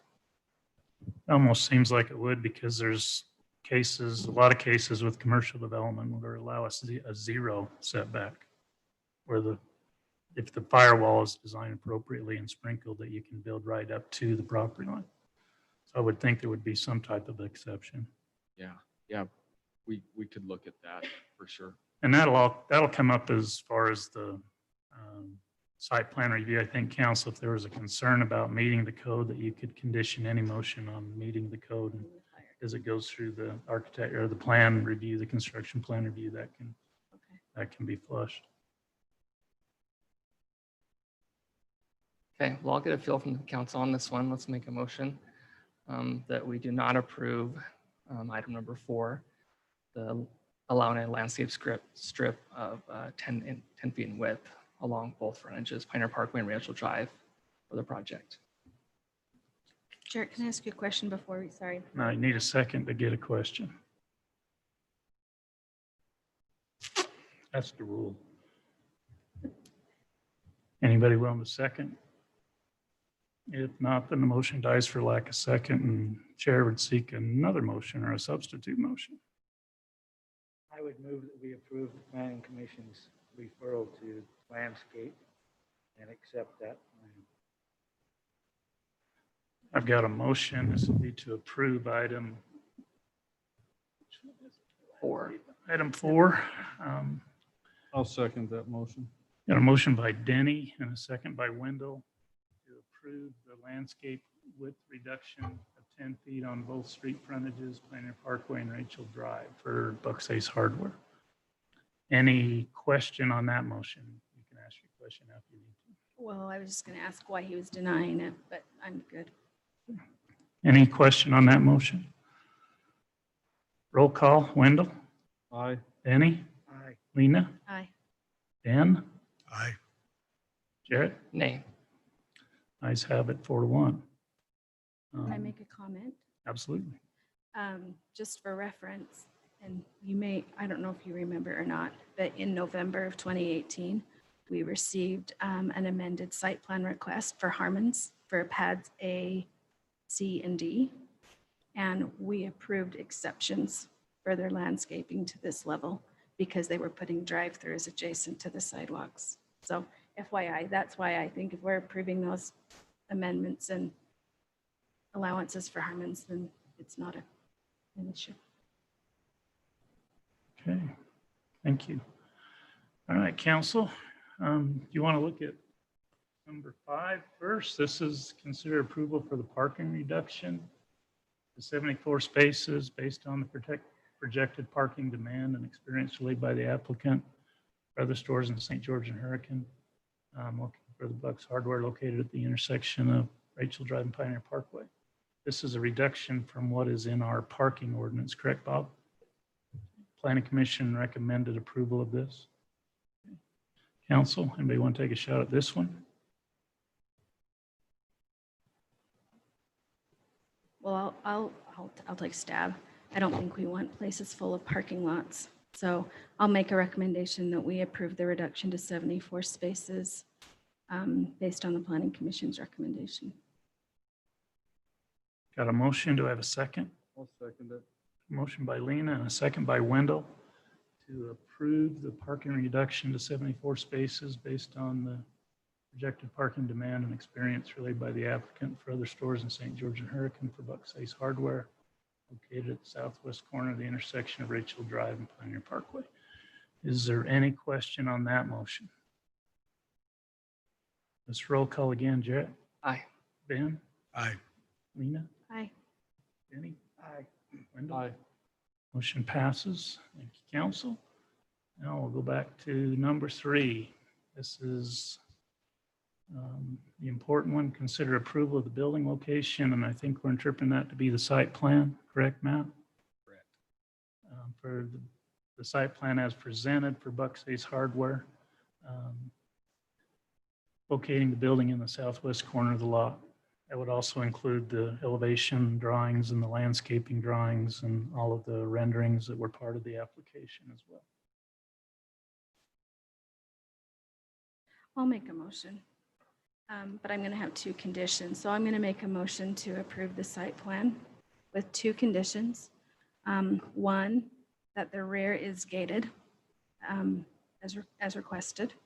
And 2, that it meets fire code as whatever Chief Hancy says the fire code has to be, it needs to meet fire code. That's it. Okay. The condition, the gated on the back, gate the alley on the back. Well, I'll second it. I don't believe that we'd have to be compliant. Okay. Agreed. I just want it on record. I have a motion to approve item C3. This is approve the building location and the site plan elevation plans for Buck's Ace Hardware, locating the building in the southwest corner of his lot, conditioned upon installing the security gates to the rear of the building and subject to the review by the fire code or the fire chief. Any question on that motion? Yes. Can we also include the planter locations? Right now they're in the landscaping strips. The other 4 corners will be in the sidewalk. It'd be weird if they're not in the sidewalk. I'll amend mine Okay. to include that. That's amended. Amend your second. I have a question on that. I do too. Because those planters in the sidewalk on the north side of the intersection are problematic for handicap access and wheelchair access. And We had this discussion, what a pain they were. Yeah. You had to walk by them single file, and this yeah, was in just. fact, I've talked about moving them because of that. That's just from the traffic engineering and from the pedestrian, maintain that pedestrian friendly, those medians are wonderful. But if you're in a wheelchair or on a scooter or walking with your sweetie and you got to fight over who walks first, they can be problematic. So just throw that out there for what it is. Okay, let me make sure I'm clear.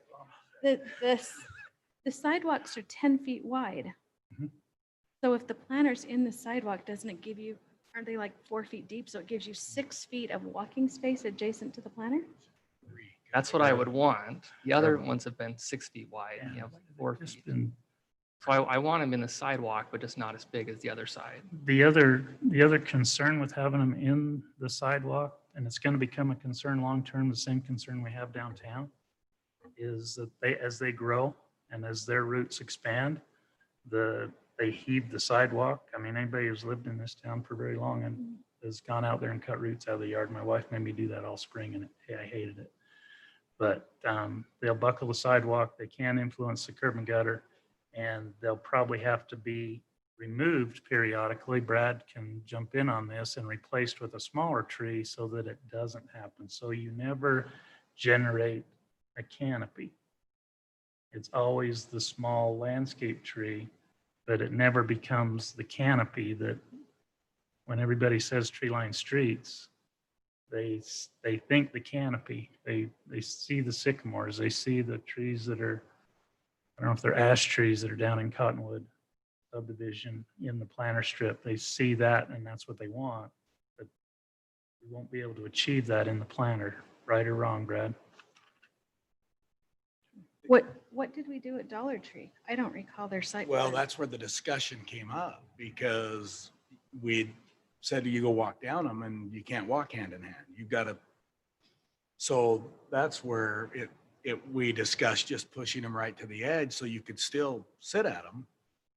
You know, if you wanted, you still got the shade from them, but you still had the wide sidewalks. And again, it was just a discussion we had. So when that was coming up, I thought we might want to pull up those minutes, or maybe we need to go as a council and go walk down that sidewalk hand in hand and just see. But it was there. Again, I love the planters. I think the ability to get close to them, sit next to them, lean your bike, you know, they need to be, I think, accessible from the sidewalk. and maybe the option, you need the planter a certain width. You can't make the planter too narrow or it'll bake the tree. So the planter has to have that width. Yeah, and I would say even more than 4. 4 is the absolute minimum. That's inside dimensions. So time you add the planter width on, now you're 6 out of your 10. If we do decide to put the planter in the sidewalk, that we let the sidewalk widen through the planter and then come back. So you would actually reduce your landscaping. What you end up doing is you give them credit for the 4-foot landscape inside the planter, and that 10-foot landscape strip may drop down a couple of feet. So you still had a 6-foot sidewalk going around it. Or maybe the planter just pops out into Yeah, the or sidewalk. pops out So into the sidewalk. You a still have the little. wide planter, you still have, 3 sides of it, but it doesn't, maybe it comes 2 feet into the sidewalk. So or 3 feet. Something you like still end that, up with a something 7. different than is on the north side, because it seems problematic, especially when we look at a long-term type solution. So that's all I would ask. So what's your preference? I'll amend my motion. Tell me your I preference. had the Dollar Tree plan in front of me, and we did approve it to match the north side. So we're gonna have 3 corners with them out on the sidewalk and 1 without if we do what's proposed here. I don't know. I think it'll look weird if there's 3 with planters and 1 that they're different. But Well, then I would say you can put the planter out there, but let's allow them the flexibility to decrease the landscaping adjacent to the planter to provide pedestrian access by the planter. yeah, I'd be fine with that. And then would leave that to the professionals to come up with a design that provides what we're looking. He's heard it now, so he can do it. So is that your motion? Mayor's comments, your motion? Well, it's your motion, but Well, I agree with that. I'll amend my motion to include, what you said, you're clear, Jeff? Okay, awesome. Are you clear with it, Chris? Sorta? It'd just be that instead of, require the, let me see if I'll take a shot at the language and then you can say if you approve it, but require the planters to be a component of the sidewalk to match generically what's on the other 3 corners, but not limit the pedestrian access by the sidewalk to less than, say, 6 feet. And in doing so, we'll allow the landscape strip adjacent to the sidewalk to decrease whatever additional distance is necessary to provide that. Agreed. That work for you? Okay, I got a motion and a second on a whatever substitute. Okay, any question on that motion? Yes, one more thing. We want to include any language about, like when Dollar Tree came through, we had them agree to a couple things and we gave some recommendations that we'd like to see. And the developer just said, I'll try. Do we want to include anything like that on this plan? Like more articulation, like more windows, like anything that is in that general plan that they could at least look at that we would encourage them to do. Lena, it's your motion. Yeah. What do you, I guess my question is, what are you wanting? I did look at the site plan like a week ago for Dollar Tree, well, at the elevation drawings for Dollar Tree. Honestly, the street side of Rachel, or no, not Rachel, Pioneer, it has about 10% in windows, that street side. The rest of it is stucco. So I'm not seeing a whole bunch in design materials different than what this looks like, I guess is what I'm saying. So I don't know, outside of the brick columns the windows that are on the north side of Pioneer anyways. And I had the same question when you gave them credit on the X for articulation, and that building wasn't, Yeah. there wasn't much to Dollar Tree. It's gonna, It's a it's a box. square box on that Yeah. corner. So I Yeah, there's just more I'm- windows in a percentage to, I'm just not sure what we would do to the building. So if you've got something particularly, there are windows on that north side already, on the Pioneer side. There's stucco and columns on there. I'm assuming the columns, they were brick, correct? Of some fashion. yeah, and I'm just mirroring what the citizens have asked for, that other building materials be looked at and maybe more pop outs, other different elevations and how, so it's not a big box, basically. But again, that's just be a recommendation from us. We can't necessarily require that. I guess I don't mind including in my motion if there's something that can be done to maybe add a few more aesthetics to make it pleasing. I don't mind including that in my recommendation. I'm not going to require it. Is that? I agree with that. Not a requirement. but- Recommendation. All right. Everybody understand that motion? can we take it from the top? Any more One more time. questions, Jared? I'll have Wendell repeat the entire motion. Right. No, there's nothing else for me. All right, we do have a motion and a second. Any other question, council? Let's go roll call vote. Wendell? Aye. Danny? Weena? Aye. Dan? Aye. Aye. Motion passes 5-0. Thank you. Thank you, everyone. I appreciate your patience tonight. Appreciate patience from the applicant. I appreciate the audience following the instructions given. I really hate to push the red button and have the guys in blue come downstairs during these meetings. So I appreciate your willingness to participate in the process and encourage you to stick around because there's some really exciting stuff coming up on the agenda. So let's go back to the agenda, council. Do we need a 5-minute break? Okay, let's take a 5-minute break. See, that was one thing about Toad. Toad made sure we took our breaks. Oh. Sorry. I didn't know whether we were. Oh, yeah. Oh, yeah. Thanks, Jared.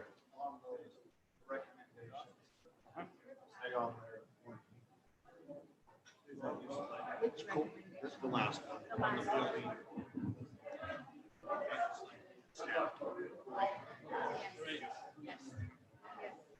Maybe outside.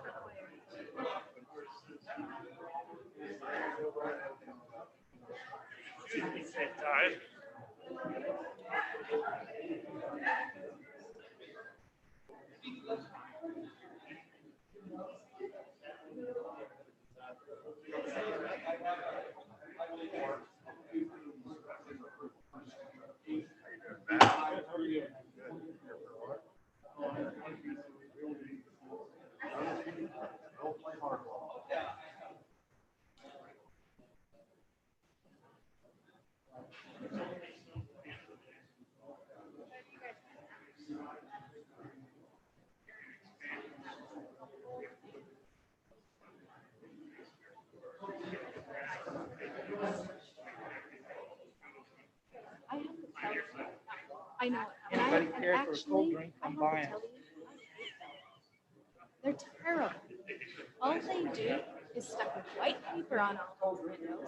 And they glue their trash can out there. And their cardboard boxes, they put their trash in their cardboard boxes. I hate them. My opinion is that is the worst thing we have. I will never vote for things like that again, ever. It's terrible.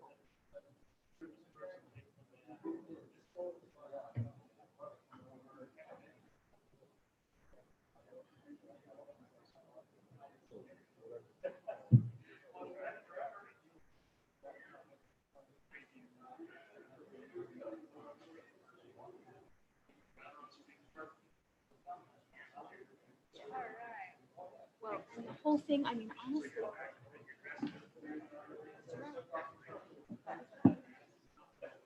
And the intent is an urban design, which signifies higher density. I want the walkability is on your density. Well, if there's single family homes most of the time, you're not gonna get. You're not getting, I mean, yeah, I have walked there. I've walked that video. I have walked there. But 9 times out of 10, I'll drive even from my house. I don't know about you, but right?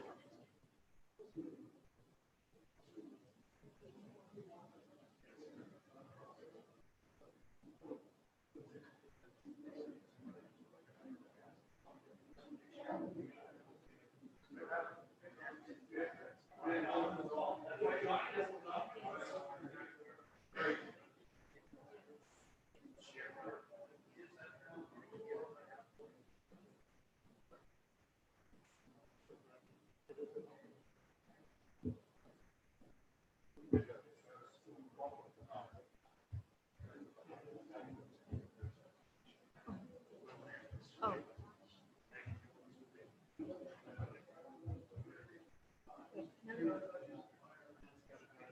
Oh. Well, that's why that's why. Well, Talking about the landscape, I mean, I got the reason why you're saying this, and I can appreciate this. I do, I get it. I'm thinking, we just approved. And I was on the planning commission, on the council. I didn't recall that till I got an email. And they were all about, whoa, I think I remember. And so I went back and looked, and sure enough, I thought, we made it. And I did go out this morning too. That's funny. Measured 19 feet. Yeah, it's awesome. Yeah, I don't know. Are you okay? Yeah, that's coming. That's you. You live right there. That's why. And I intentionally did not reach out to anyone. I wanted to just be very. Yeah, this one has a drive. Well, that just You're okay with bringing this? It's a double drive.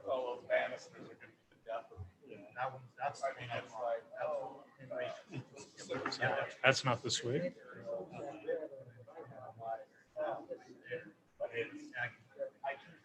Which is ironic. Because it's got that drive, double drive up. Like nothing. They just did it. Yeah. But I do. I hope none of those bad things. I hope none of them. I will have. I've only got the noise because this girl calls some. No, you're better to probably expand your sidewalk width and your landscaping and forget the benches.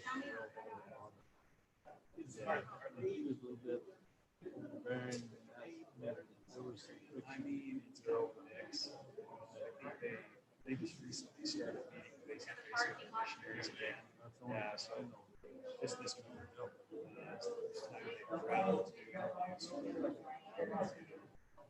So they're now doing face-to-face meetings again. Starting to do some and stuff like that, face-to-face. Which they're glad. I mean, it's great, you know, to have it, but yeah. But yeah, to get out and to see they've been Tell me how many they work in this walkable communities have drive-up windows. one of the things my mom has said, it's like impossible. Exclamation point in my comment. You know, I don't know. because they want to be out. I mean, I had a whole thing. High five. Put in a pedestrian crossing. And I actually went. They have a ton of missionaries now because they got all the missionaries, you know, all the foreign missionaries. Well, back in the States. And rightfully so. what they're up to now. They before they had about 180. They backed up. They were telling me so just the logistics of finding places for all of them. Yeah. other ones. I don't know about all I ought to this read it, so we'll get it right. It's been huge. I mean, they have one day, they had 40 missionaries come. What is it? Like, how do you get them? How are they? 40 missionaries and all their luggage. I think they have, Access. they may have for us. Sidewalks. And I thought, But I mean, they just, they did it in shifts. They said they almost had like half the mission. When you win, the chief missionaries department.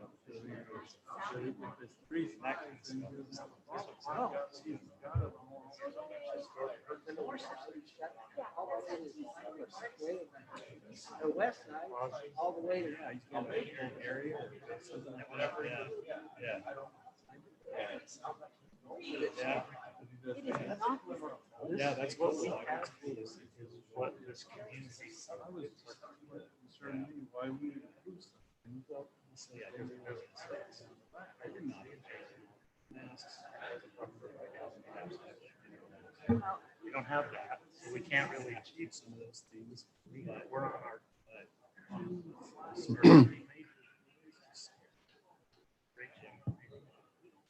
really glad it's back working. And the kids are doing it. Honestly, they pull this out down the street. So happy to be back in school. Masks are. Chris, everything going okay? Family doing good? Whatever we have to do to keep it. No. Why didn't I know? We feel pretty good about it. You'd have people looking out their bedroom window into your backyard. There would be no privacy. You should know that. That's true. I really Okay, let's get everybody back in their seats and wrap this up. The only thing that I feel bad is the press didn't. You ready, Chris? Okay, we are on item C6. Consider an amendment to the final plat for Ocotillo Springs Phase 1. Northtown Road and 400 East. Go Corey. Okay, so this is as you stated, the request, zoning is PD residential. The general plan designation is medium density residential, MDR. The applicant is Scott Group LLC, Lance Rigby representative.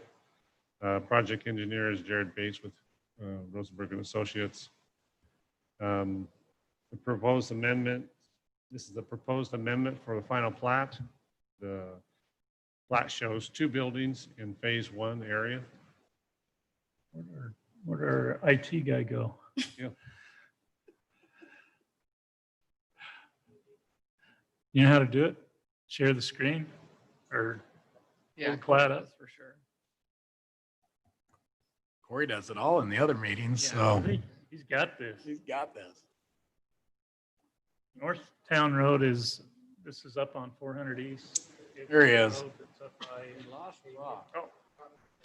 Comes east-west street through the city. It goes to Arcadia and over to Bell Sol. adjacent to the Jehovah's Witness. Yeah. Jehovah Witnesses fronts on Northtown. This is that project on the corner. They're changing the building.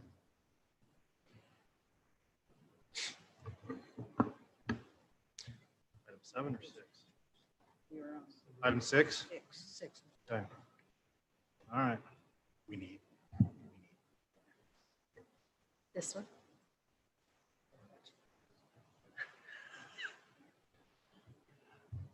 So here we are. Oh, really? Wow. Wow. Northtown Road, I believe, 400 East. So right here, this building was the sixplex, and they want to reduce it. If you sit up on the big screen there, and that's where my pointer works. This one right here, we want to change that from a sixplex to a fiveplex. So the rest of the phase basically stays the same. And not proposing any changes, just the footprint of the sixplex to a fiveplex. They have submitted to the city signatures from everybody in the recorded plat, signed off on it. The Planning Commission. The proposed amendment final plat is a very minor change, reducing it from 6 to 5, and staff recommends approval. Planning Commission recommended approval. Any questions? Are they just spreading the space out among the other units? So the actual footprint is the same? So the actual footprint is smaller. Oh, they're actually reducing the footprint? Yes. Okay, It was a sixplex, now it's a fiveplex. okay. Any other questions, council? If not, I'd look for a motion. I would move to approve final plat amendment for Pocatello Springs Phase 1 located south of Northtown Road and east of 400 East Street. Second. Who was that deep second? Is that you? Oh, You- I'm sure. That's right. I'm Motion eating by, or broccoli. was it Wendell? It was Wendell? You got the deep voice. Oh, you both, no wonder it went deep. Okay, I got a motion by Denny and a second by Wendell. Any question, council? This is the final plat. Let's do roll call. Wendell? Aye. Denny? Aye. Lena? Aye. Ben? Aye. Jarrett? Aye. Passes unanimously. Thank you.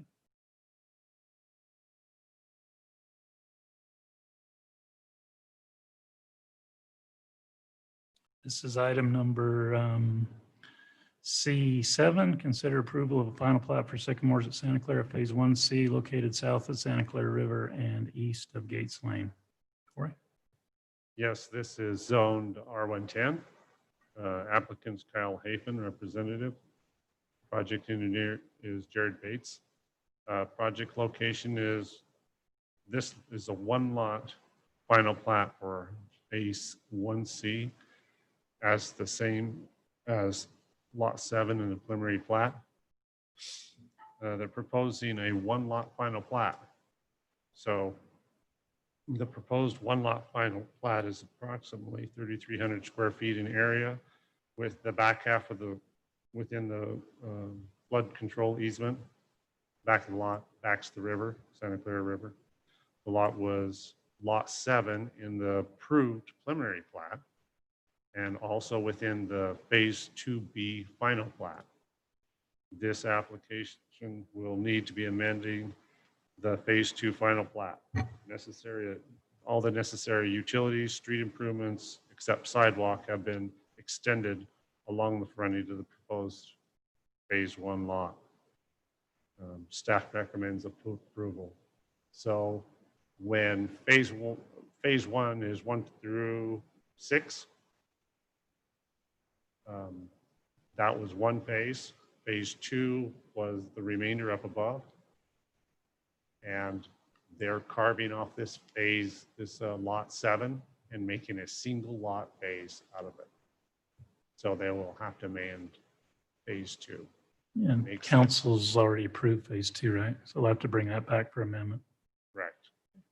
So Phase 2 has not had a final plat. What was the purpose for that? To be able to sell a single lot. The, Purpose of this. yeah, right now yeah, zoom back out for me. Brought, They must have a buyer for the lot? yeah, I think that's the case. This is Phase 2 of the subdivision. It's been to council, it's been approved, but the improvements have not been installed, so it's sitting in the pending door waiting for the improvements to be installed or bonded for. Correct. The improvements are already in place with the exception of the sidewalk on this single lot. So they would like to go ahead and do that lot by standalone subdivision. And then they'll have to amend the Phase 2 and bring it back to us. Now, there was one caveat on this, and I don't know if you maybe haven't got it yet, but in order to record this one, we wanted to have the road dedication plat for the Sycamore Lane. I don't know if these work. Here, this road, if you guys remember, what is built, the center 2 lanes is built, it accesses down to the Chapel Street Bridge. But this part, we have permission from the property owner, but we want to get the road dedication plat recorded. And so we wanted the property owner signatures on that plat as a condition of this plat approval. So that that connection can get formalized. You looking for a motion? I'm looking for a motion if there's no questions. Well, I move that we approve the final plat for Sycamore Ace at Santa Clara Phase 1C, located at Santa Clara River and east of Gates Lane, with the caveat that the road dedication plat is complete. And signed. Second. A motion by Denny and a second by Ben. Any question on the motion? Let's do roll call again. Jarrett? Aye. Ben? Aye. Lena? Aye. Denny? Aye.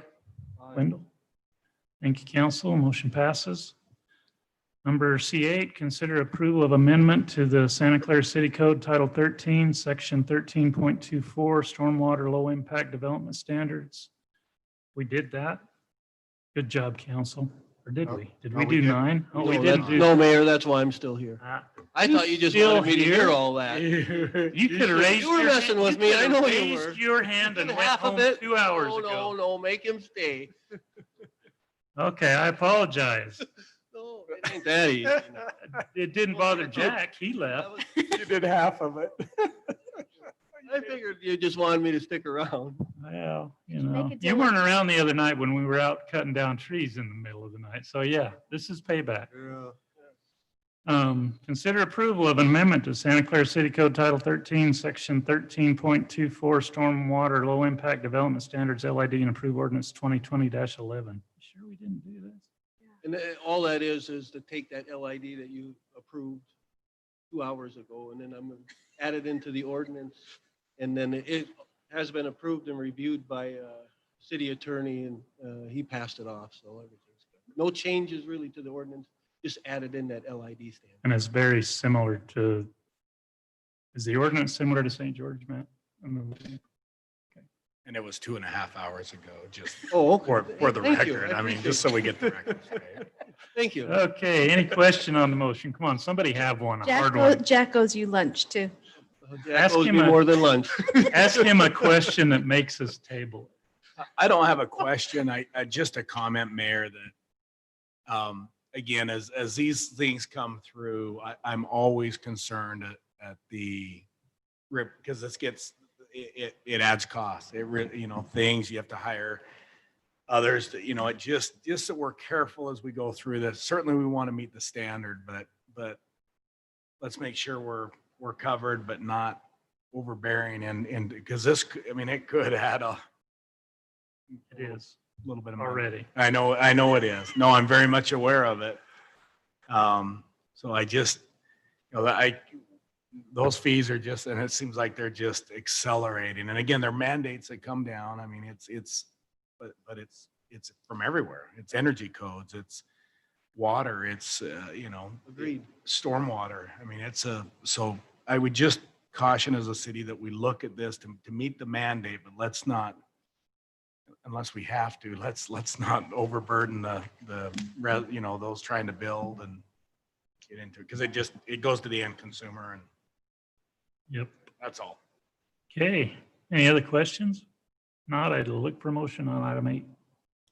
Mayor, I'd make that motion that we approve the amendment to the Santa Clara City Code Title 13, Section 13.24, Stormwater Low Impact Development Standards, and approve ordinance 2020-11. Second. Got a motion by Ben, a second by Lena, to approve amendment to the Santa Clara City Code Title 13, Section 13.24, Stormwater Low Impact Development Standards, LID, and approve ordinance 2020-11. Any question on the motion, council? Let's do roll call. Wendell? Aye. Denny? Aye. Lena? Aye. Ben? Aye. Jarrett? Aye. Motion passes. Sorry, Scott, I do apologize for that oversight. Okay, all right. Consider it done. Okay, reports. Mayor and council reports. Jarrett? Okay, just a couple of things. The BMX grand opening went really well. Was a little delayed. They were waiting for the plaques to arrive and the ribbon to arrive. So that's why it was a little bit late, but I felt like it went really well. So I thought it was great. They did a great job out there. It was fun. That's amazing.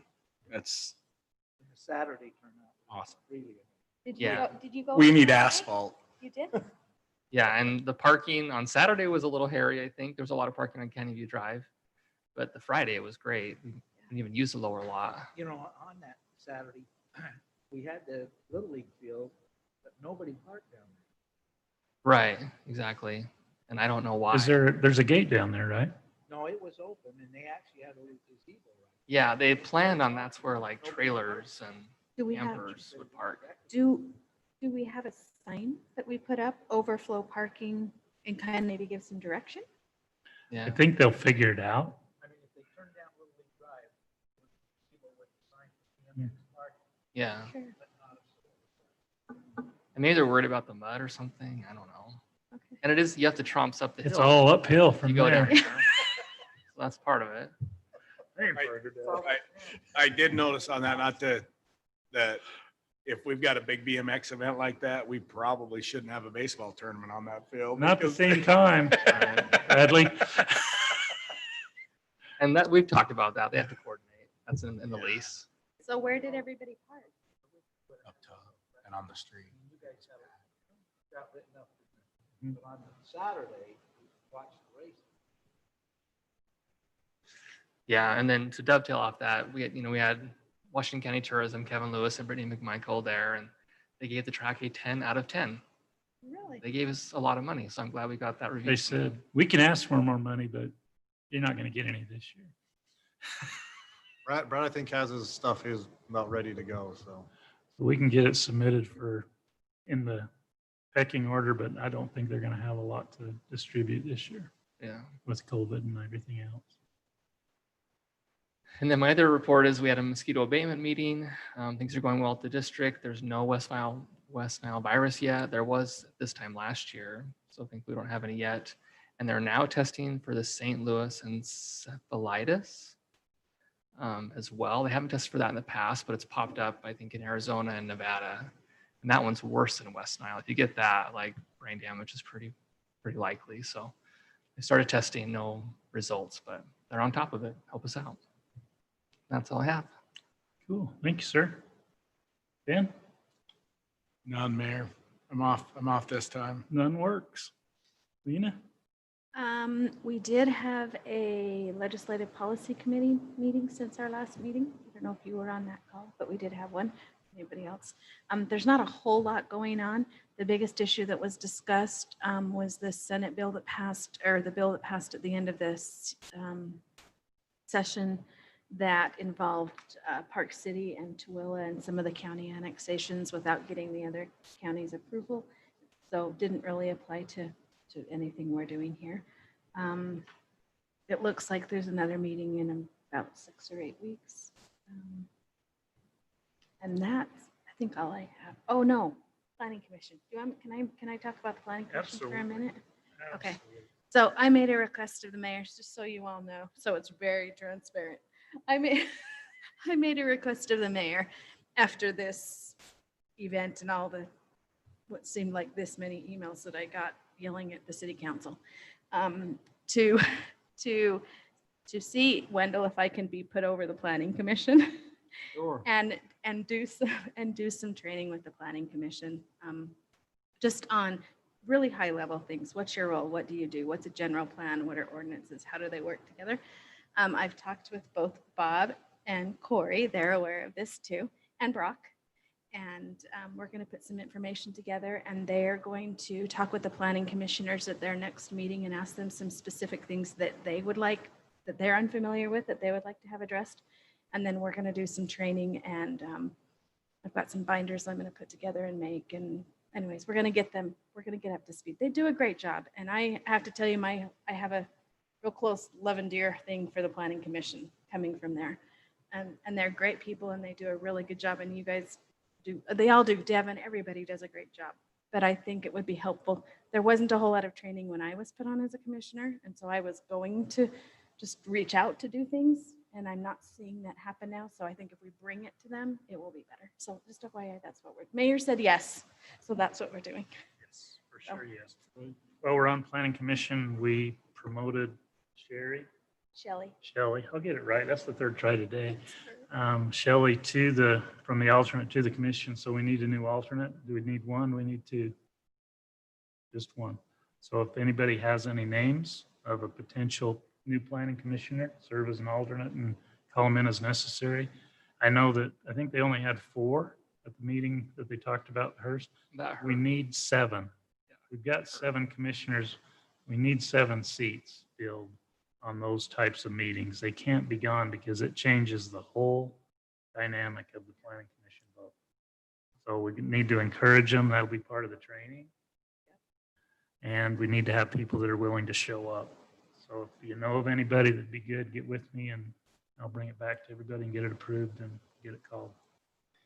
And I had brought up, we talked earlier, maybe meeting a couple times a year as a work meeting and just together, both groups, and just. I think it's okay if we set a meeting to talk about the general plan, a combined meeting to talk about the general plan and areas where we think we may need some change. We talked about that when the senior center was in. So I think it's very relevant to pull the 2 groups together and have that as a discussion point on, are we weak in our general plan? Does part of it not make sense anymore because of changing dynamics? Do we need to update any sections of it and maybe prioritize that? So I would say, Corey, let's make it happen. See if we can get a date, Brock. We can make it happen. Anything else, Lena? Nope, that's all I got. Maybe I ask one question with that date, maybe particularly to Lena. Would you like that meeting date after you've done some training with the planning commission or before? If we're going to talk about some of them don't even understand really what a general plan is right now. So I would say do it after we do at least the first.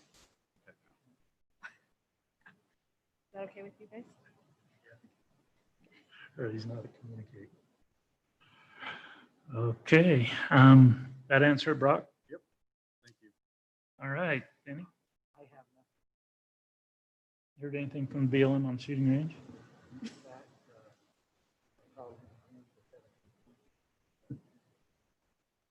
Keep trying. Keep trying. I don't know if I've told you guys or not, but the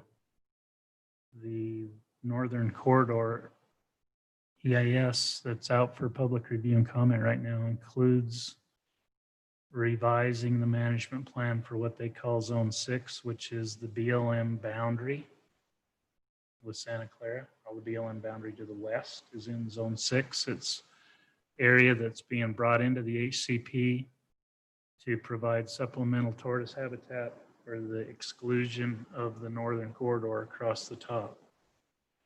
So that. My question on that, if Northern Corridor doesn't go in, do they still? Yeah, that's good. That's great. And do they still get it?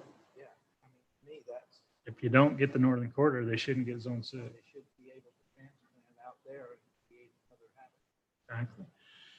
The problem that isn't necessarily the tortoise habitat expansion for me, but it's the fact that the best management practice for Zone 6 eliminate sport shooting. So we would have a hard line on our far west boundary of no shooting. And we're pushing the no shooting toward that boundary. If we don't get the shooting range on that little pocket in between, you're going to hurricane. So that makes it harder for us to enforce the no shooting in the South Hills. So we're going to put comments together, right? You got those written yet? Say yes. Yeah. Good job. And get those sent in so that we're on record saying, hey, you can't just say no sport shooting because you think you want to. We need that ability to go out there or we're going to have more problems on the city side. Are there even tortoises out there? Yeah, they are. That's the reason they've presented it. They are out there. I've seen them. You see a lot of them this year on the mountain bike trails out there. Yeah. Comes an area you can move to. They pull them off and put them there. Yeah. They're excited about getting Zone 6 is the way I understand it. The Fish and Wildlife Service is extremely excited about it, which may help the Northern Corridor because of the fire damage in the HCP. This area hasn't been burned. It's good habitat for the tortoises. So They have one floor that they use here is only by lead going down to the river. And that's where they kind of, they've done clearances on further, they've kind of the tortoises net. So the density over there, one up to take the little Babylon Road down to the river, and there are tortoise burrows alongside the road. You usually see a tortoise. this spring, I saw more posting on social media of tortoises sightings than I've seen ever. It was, they had a good spring. Now, they may have got their butts kicked this summer, but yeah, they had a good spring. Anything else, Denny? Wendell? Nothing to report. Okay, that's awesome. I love nothing. How you doing? MPO Matt Brock. Want to report on the MPO and the COG? I would love to say that I understood what took place in that meeting.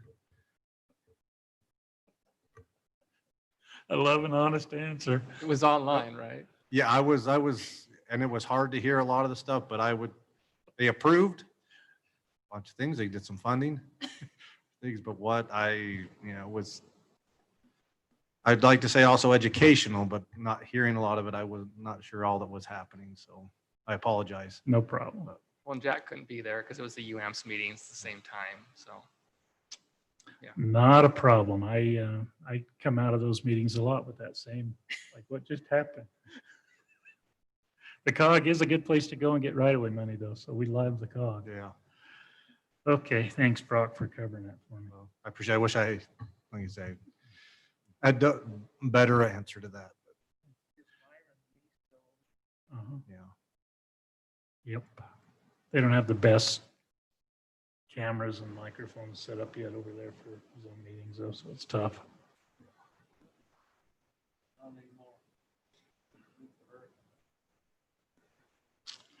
Okay, let's go around staff. Brad, anything? Chief? Chief? Fire crew's out?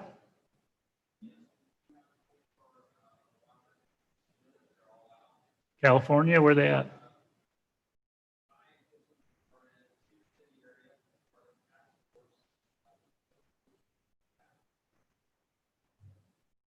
Garden spot of the West. Okay, anything you need? You doing okay?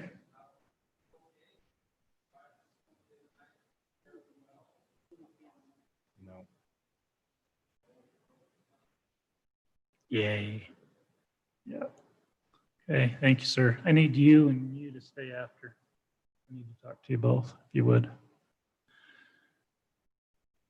Chief Flowers?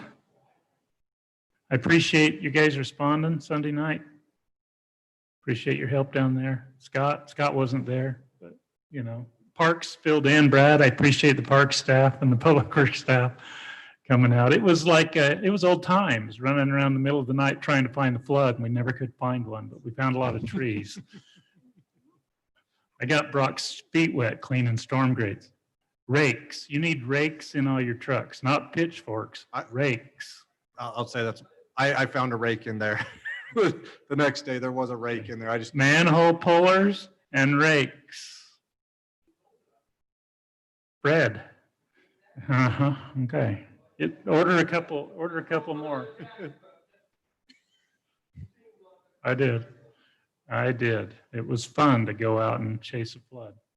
That's been a long time coming. Just glad we didn't have any sinkholes. Did we have issues with water? Like, it didn't No. even really rain at my house. Well, we bubbled up down there, corner here. That was about it. I called, what's his name? Sealy Mike on the BMX track because they had a bunch of puddle on the bottom terrace. I made that on the loop, and so I called him, and he was going to go down there and check a grate. most of Santa Clara's flood problems were just plug grates.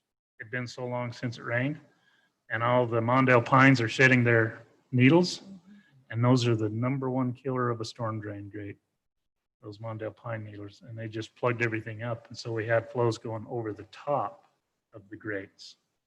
Luckily, they didn't get into any homes that I'm aware of. Heard nothing. But that's an issue this time of year when we get those heavy storms. There's a lot of leaves on the trees. The storm's big enough, it knocks the leaves off, and then it washes them into the grates, plugs the grates. And so if we got any low areas that are dependent on a grate, we need to check it. If you can remind your officers, I used to have them all trained years ago, but it's been a while since we had one. To sneak into like arrowhead circles and low places that don't have an outlet other than that storm drain. Or we could see some water in basement like they did in Bloomington Hills and in St. George. But the storm blew through here fairly quick. It ran half full in the Sandhole Wash, though. The Dean Terry, it closed Sunset Boulevard and ran half full in the concrete channel. And we had a couple of feet of water in the Tuacahn. But everything, I'm really proud to say that our storm drain facilities right now are as in as good a shape as they've ever been, and that includes the river. So it feels pretty good. It's fun to go watch now, not worry as much. But I appreciate all you guys' help and your staff's help for coming out that night. You can tell Jack, tell him thanks. Eric was the man. So, and Eric got to speak. Eric and Gary, they called him out at the BMX opening, which was awesome. Made him go down, stand out there, offered him to speak. That was great. They were so embarrassed. Eric was trying to shrink in size and hide. Perfect. They deserve that. They did. Recognition. Yes, they did. Okay, Corey, anything? Bob?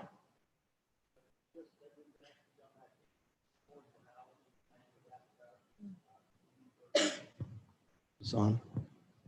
Last year, we had the task was to identify 3 objectives, and we did that. This year was to try and implement those, and through some of our ordinance amendments, we've actually, I think, done 2 of the 3. I can't remember what the third one was, but we'll have to get that back to the Planning Commission and then to the council December by the latest, and then file a report at the end of December with the state. So we'll jump back on and bring that to you here pretty soon. Sounds good. Yeah, we don't want to miss that deadline. Matt, anything? Okay. Do we need executive session? No. And all I need is a motion to adjourn. I move that we adjourn. Second. A motion to adjourn by Jarrett and a second by Ben. Any question on the motion? All in favor, say aye. Aye. Anybody opposed? Thanks, everyone.